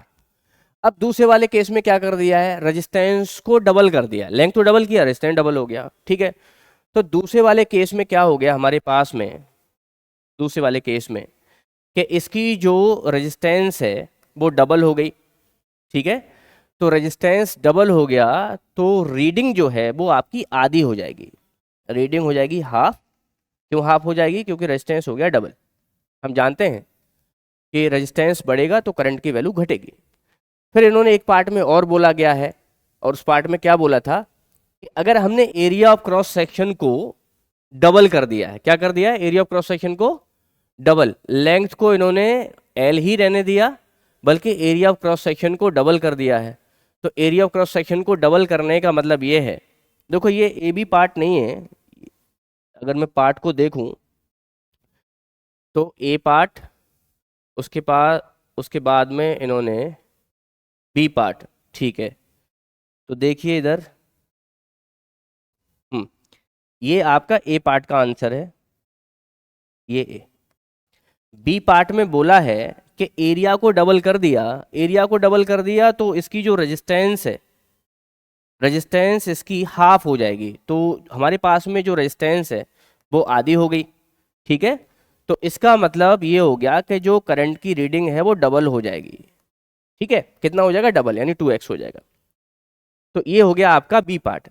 सी पार्ट में आपसे पूछा गया है डिफाइन रेजिस्टिविटी, उसकी ऐसा यूनिट बतानी है आपके लिए। देखो सवाल में यही पूछा गया, सी पार्ट में रेजिस्टिविटी डिफाइन करना है, ऐसा यूनिट बताना है और इसको कंपेयर भी करना है, ठीक है, एलॉय के साथ में। चलो, जैसा कि हम जानते हैं रेजिस्टेंस का ये फॉर्मूला देखा होगा आप लोगों ने, ठीक है। रेजिस्टिविटी मटेरियल की प्रॉपर्टी होती है और मटेरियल के टेम्परेचर पर डिपेंड करती है। रेजिस्टिविटी क्या है, तो रेजिस्टिविटी अगर आपने लिखा होगा तो ऐसे ही लिखा होगा, रेजिस्टिविटी क्या है, प्रॉपर्टी ऑफ मटेरियल। ये किसी हम ऑब्जेक्ट की बात नहीं कर रहे, किसकी बात कर रहे हैं, मटेरियल की, ठीक है। That oppose to flow of charge, flow of charge के फ्लो को अपोज करती है, ठीक है। ये मटेरियल पे डिपेंड करती है और टेम्परेचर पे। इसको हम डिनोट करते हैं एक सिंबल है रो, इससे डिनोट करते हैं। डिपेंड्स ऑन, दो चीजों पर डिपेंड करिए। पहला क्या है, नेचर ऑफ मटेरियल, पहला क्या है, नेचर ऑफ मटेरियल, मटेरियल का नेचर क्या है भाई, और दूसरा क्या है, टेम्परेचर ऑफ मटेरियल, मटेरियल का जो टेम्परेचर है इस पर भी डिपेंड करती है। ठीक है, तो हमारे पास में रजिस्टिविटी का ये फॉर्मूला है जिसमें रेजिस्टेंस इंक्लूड है। रेजिस्टिविटी यहाँ से निकालनी है तो resistance into area upon length. अगर हम इसकी यूनिट की बात करेंगे तो इसकी एसआई यूनिट है बच्चों ओम मीटर, ये इसकी एसआई यूनिट हो गया। इसके बाद में आपसे पूछ रहे हैं कि एलॉय और एलॉय के अंदर जो मटेरियल होते हैं प्योर मेटल्स, उनकी रेजिस्टिविटी को आपस में कंपेयर करो। तो देखो मैं एक एग्जांपल आपके सामने लेता हूं। ठीक है, इन्होंने एलॉय की बात बोली। ठीक है, एलॉय, जैसे मैंने सपोज करो एक एग्जांपल ले लिया आपका नाइक्रोम। इस नाइक्रोम के अंदर दो एलिमेंट हैं, एक लेड है और एक टिन है। ठीक है, ये तो हमारे पास में मेटल है और ये नाइक्रोम क्या है, एलॉय है। तो जो हमारे पास में एलॉय होते हैं उनकी रेजिस्टिविटी ज्यादा होती है as compare to pure metals. तो आप यहां से लिख सकते हैं, क्या लिख सकते हैं,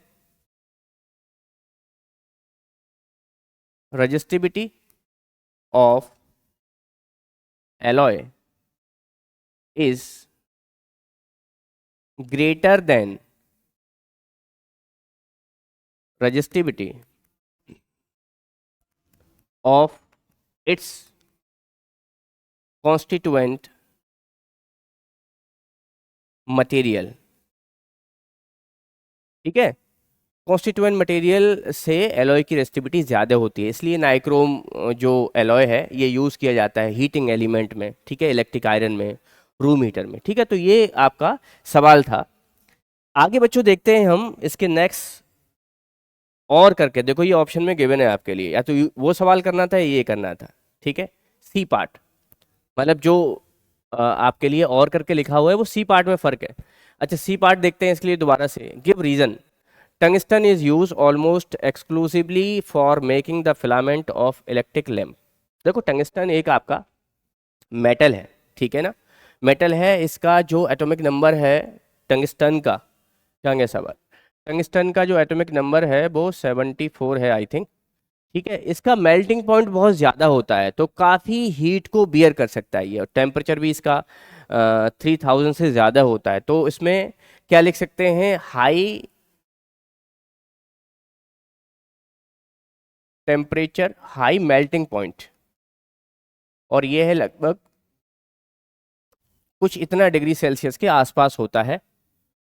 तो बहुत ज़्यादा हीट होने के बाद में भी ये मेल्ट नहीं हो पाता है। ठीक है, इसलिए हम इसके लिए जो इलेक्ट्रिक लैम्प वगैरह है, इलेक्ट्रिक लैम्प का मतलब है बल्ब की बात कर रहे हैं। ठीक है, जो स्प्रिंग वाला जो बल्ब आता है, ठीक है, अब तो एलईडी चलता है, तो स्प्रिंग वाला जो बल्ब आता है उसके अंदर जो स्प्रिंग टाइप का लगा रहता है उसी की बात कर रहे हैं, वो इसी मटेरियल का है। क्या नाम है इसका, टंगस्टन। ठीक है, मेल्टिंग पॉइंट बहुत ज़्यादा हाई होता है, कुछ मैंने इन्फॉर्मेशन आपको दे दी है इसके बारे में। ठीक है, एटॉमिक नंबर कितना है, 74। तो हाई मेल्टिंग पॉइंट होने की वजह से रेजिस्टिविटी इसकी हाई होती है, हाई रेजिस्टिविटी। तो ज़्यादा गर्म हो जाएगा, हीट ज़्यादा बियर करेगा, मेल्ट नहीं हो पाएगा। ठीक है, फिर ये ग्लो करने लगता है, तो इस वजह से इसका यूज़ किया जाता है। उसके बाद सेकंड पार्ट में आपसे पूछा गया है, conductors of bread toaster are made of an alloy rather than pure metal. देखो वही कहानी है कि जो टोस्टर वगैरह है, इसका जो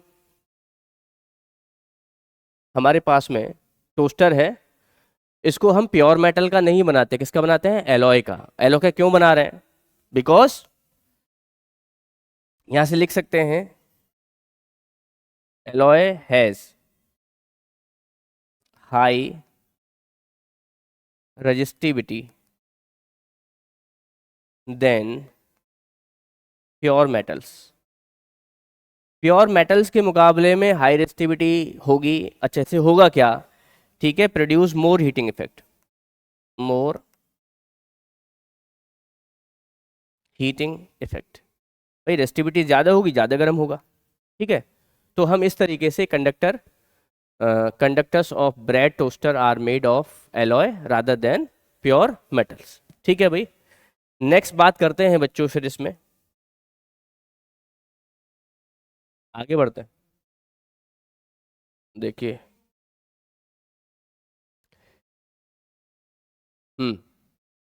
आगे बढ़े, हमको मिला list any two features of an electric current used in our houses of India. ये बहुत अच्छा सवाल है। देखो, इन इंडिया, ठीक है, हमारे घरों में जो सप्लाई आती है पावर की, इलेक्ट्रिक करंट की, वोल्टेज की, ये एसी होती है, ठीक है। पावर सप्लाई इज ऑल्टरनेटिंग, ठीक है, करंट, जिसको हम एसी कहते हैं। अब इससे क्या होता है ऑल्टरनेटिंग करंट में, इसको अगर हम दिखाएंगे तो ये कुछ इस तरीके से दिखता है हमें ग्राफ के थ्रू ऐसे, ठीक है। इसका मैग्नीट्यूड, ठीक है, and direction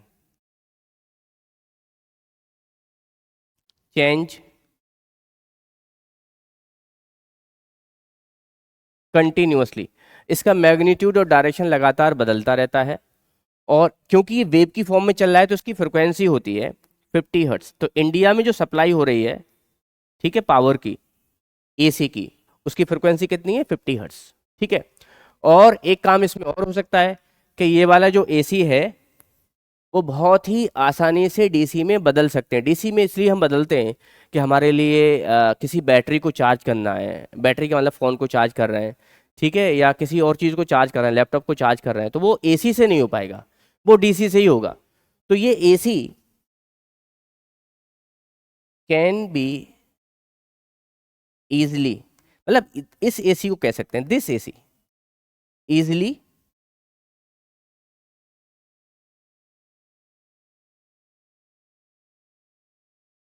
easily convert into DC. DC बोले तो डायरेक्ट करंट। ये ऐसे नहीं होता है, बल्कि एक डिवाइस होता है जिसको हम नाम देते हैं रेक्टिफायर। मैं लिख देता हूं यहां पर, with the help of rectifier. तो रेक्टिफायर, ठीक है, की हेल्प से, डायोड से मिलकर बनता है वो, रेक्टिफायर की हेल्प से हम क्या करते हैं, एसी को डीसी में आसानी से बदल सकते हैं, ठीक है। तो ये दो प्रॉपर्टी आप लिख सकते हैं। कौन कौन सी प्रॉपर्टी हो गई कि ये लगातार अपना डायरेक्शन और मैग्नीट्यूड चेंज करता रहता है, इसकी फ्रिक्वेंसी 50 हर्ट्ज है, और एसी को हम बहुत आसानी से डीसी में बदल सकते हैं, ठीक है। चलो आगे देखते हैं बच्चों।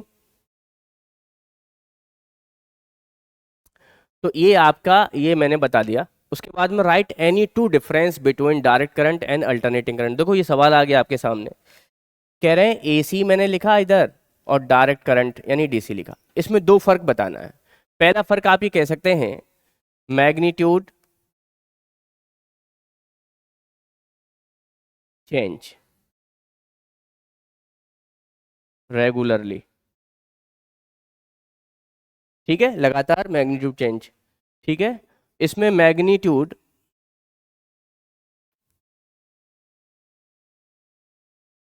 Remains constant, magnitude remains constant. Magnitude की बात कर रहे हैं, मतलब करंट की बात कर रहे हैं, constant for short period of time, short period of time. देखो शॉर्ट पीरियड ऑफ टाइम में इसलिए कह रहा हूँ कि जैसे हमारे पास कोई सेल या बैटरी होता है, जैसे घड़ी में सेल डालते हैं हम, तो क्या होता है, शुरुआत में तो बहुत सही चलता है, एक दो महीने जब यूज़ हो जाता है वो, तो फिर धीरे धीरे क्या होता है कि उसमें केमिकल रिएक्शन होना ख़त्म हो जाता है, बंद हो जाता है, और फिर जो उसकी सप्लाई है वो भी कम हो जाती है। तो अगर कम वक्त की बात करेंगे तो डीसी की सप्लाई कांस्टेंट होती है, एसी की फ्लक्चुएट करती है, ठीक है। इसमें डायरेक्शन जो है, डायरेक्शन चेंज होता है, इसमें एसी में, ठीक है, नो चेंज इन डायरेक्शन, ठीक है। तो इस तरीके से दो डिफरेंस लिख सकते हैं। एक और चाहें तो लिख सकते हैं इस तरीके से, हम क्या लिख सकते हैं भाई कि एसी से हम सेल या बैटरी को चार्ज नहीं कर सकते, ठीक है। Can not be use to charge cell और बैटरी, ठीक है। ये हो गया कैन बी यूज, ठीक है, टू चार्ज सेल बैटरी। तो इस तरीके से देखो, मैंने तो 3 डिफरेंस लिख दिए हैं, आप 2 डिफरेंस हो सकता है किसी बच्चे ने लिखे हों, 2 डिफरेंस काफ़ी हैं इसके लिए। आगे बढ़ते हैं बच्चों, आगे बढ़ेंगे तो अगला सवाल हमको दिखाई देगा, 3rd नंबर ये हो गया आपका।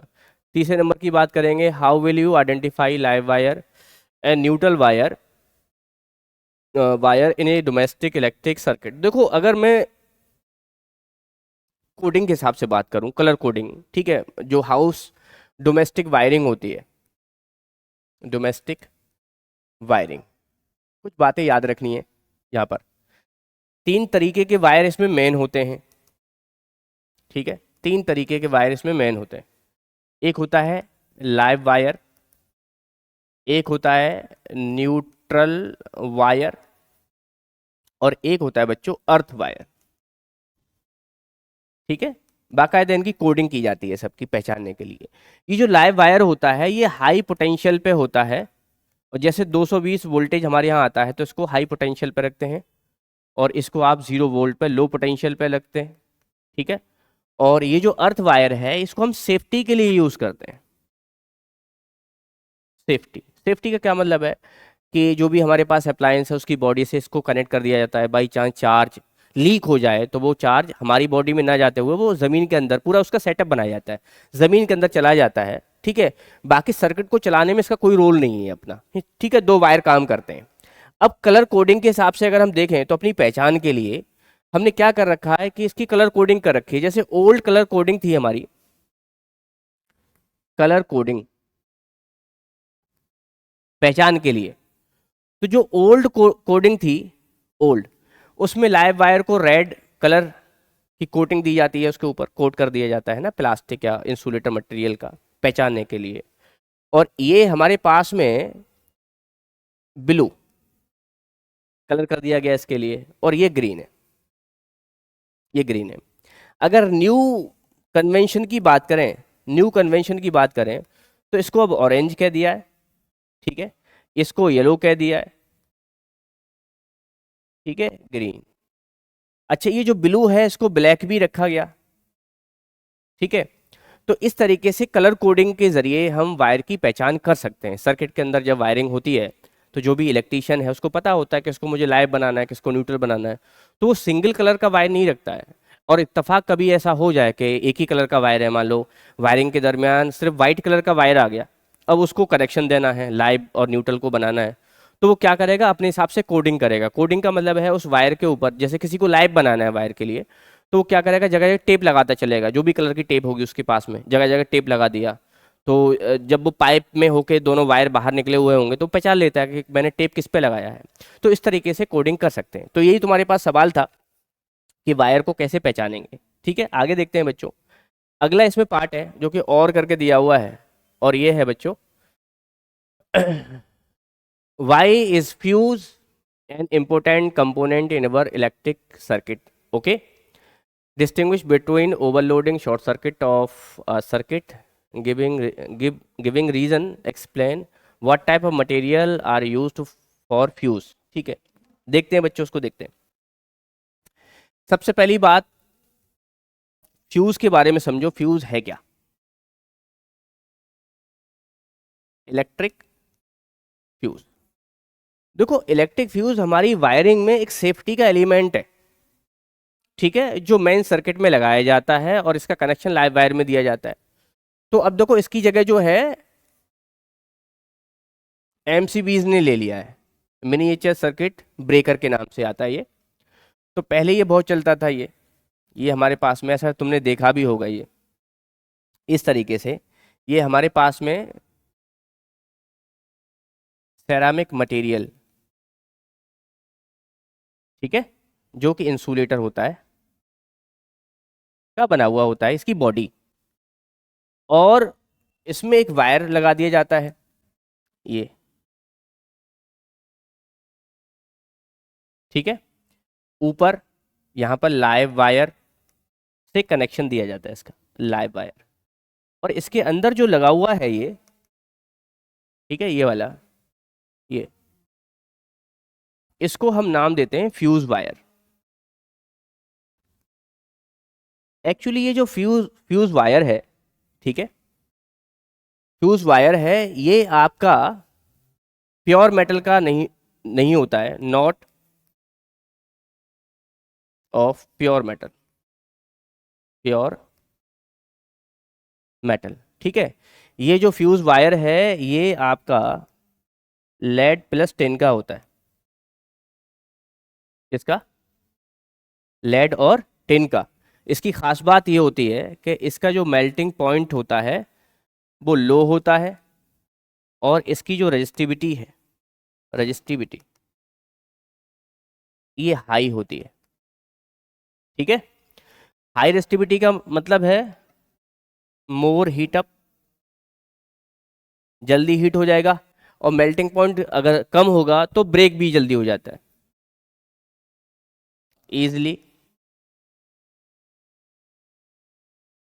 ब्रेकेबल, जल्दी से ब्रेक हो जाता है। तो क्या होता है कि जब इत्तेफाक ये होता है कि सप्लाई अगर बढ़ जाए, बाई चांस ऐसा होता है, तो ये ब्रेक हो जाता है, ठीक है।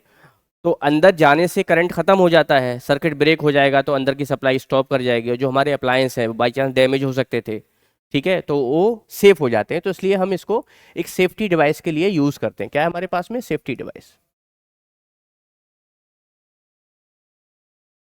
ठीक है।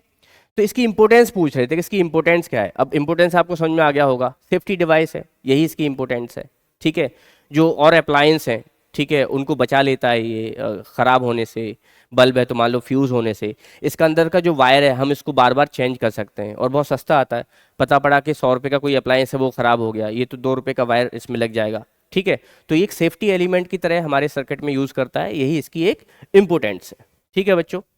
आगे देखते हैं भाई, इसमें अगला जो पार्ट है वो पूछा गया है कि शॉर्ट सर्किट और ओवरलोडिंग में क्या फ़र्क है, ठीक है। देख लो, इसको भी देख लेते हैं। देखो, सबसे पहली बात ये है कि शॉर्ट सर्किट क्या होता है वो जान लीजिए। शॉर्ट सर्किट, ये मैंने आपको 2 वायर बनाए हैं, एक को मैंने नाम दिया लाइव वायर और दूसरे को मैंने नाम दिया न्यूट्रल वायर, ठीक है। हम जानते हैं कि लाइव वायर हाई पोटेंशियल पे होता है, तो मान लीजिए इसका जो पोटेंशियल है वो 220 वोल्ट है और इसका 0 वोल्ट है। अब हमने क्या किया कि यहाँ पर एक बल्ब लगा दिया इस तरीके से, और जैसे ही इसको कनेक्शन देंगे हम यहाँ पर, तो करंट फ्लो करेगा लाइव से न्यूट्रल की तरफ, और बल्ब क्या होगा? ग्लो कर जाएगा। ये हो गया सर्किट में जब करंट चलता है, तो ये उसका कहानी है पूरी। अब इत्तेफाक ये हो जाए कि ये कनेक्शन डिस्टर्ब हो जाए, डिस्टर्ब होने का मतलब है कि ये जो लाइव वायर है वो डायरेक्टली टच हो जाए, किससे? न्यूट्रल वायर से।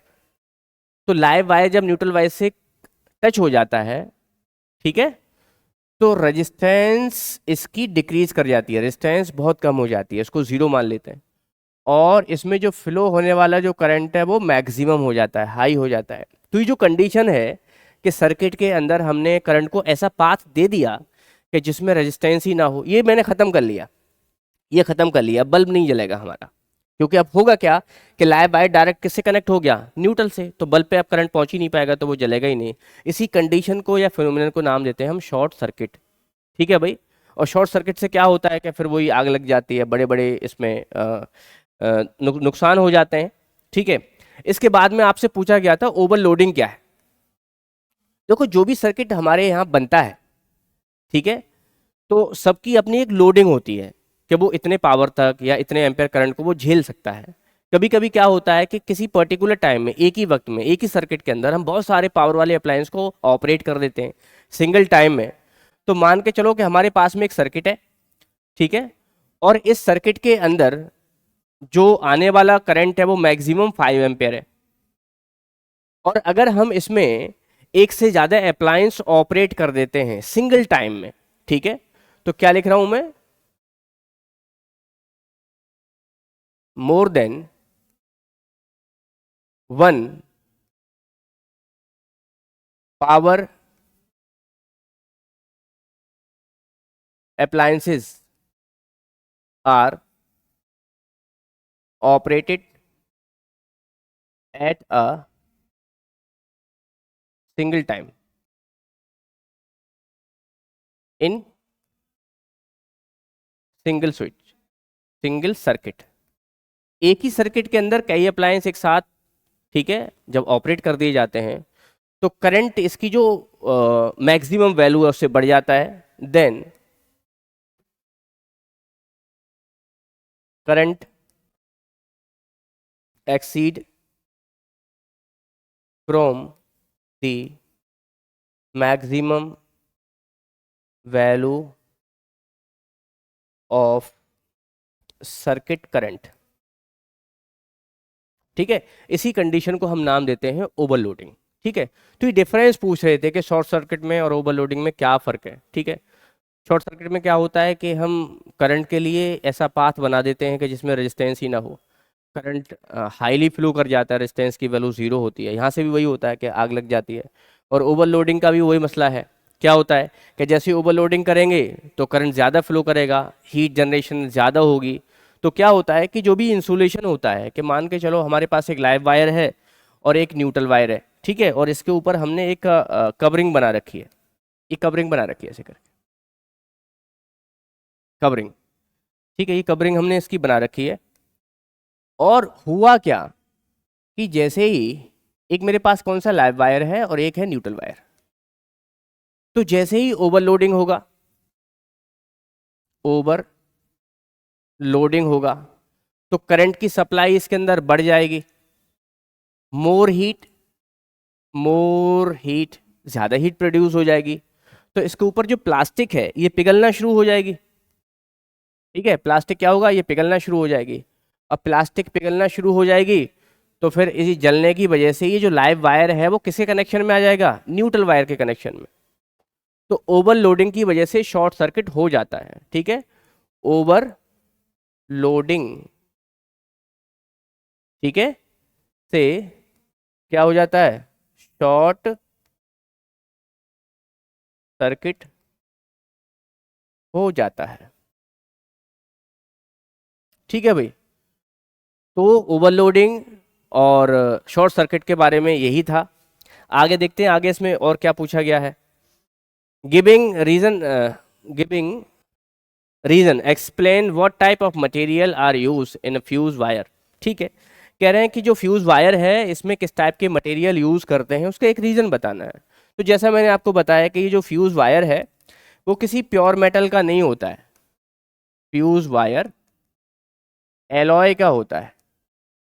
ठीक है, और एलॉय भी मैंने आपको बताया लेड है और टिन है. ठीक है, लेड और टिन.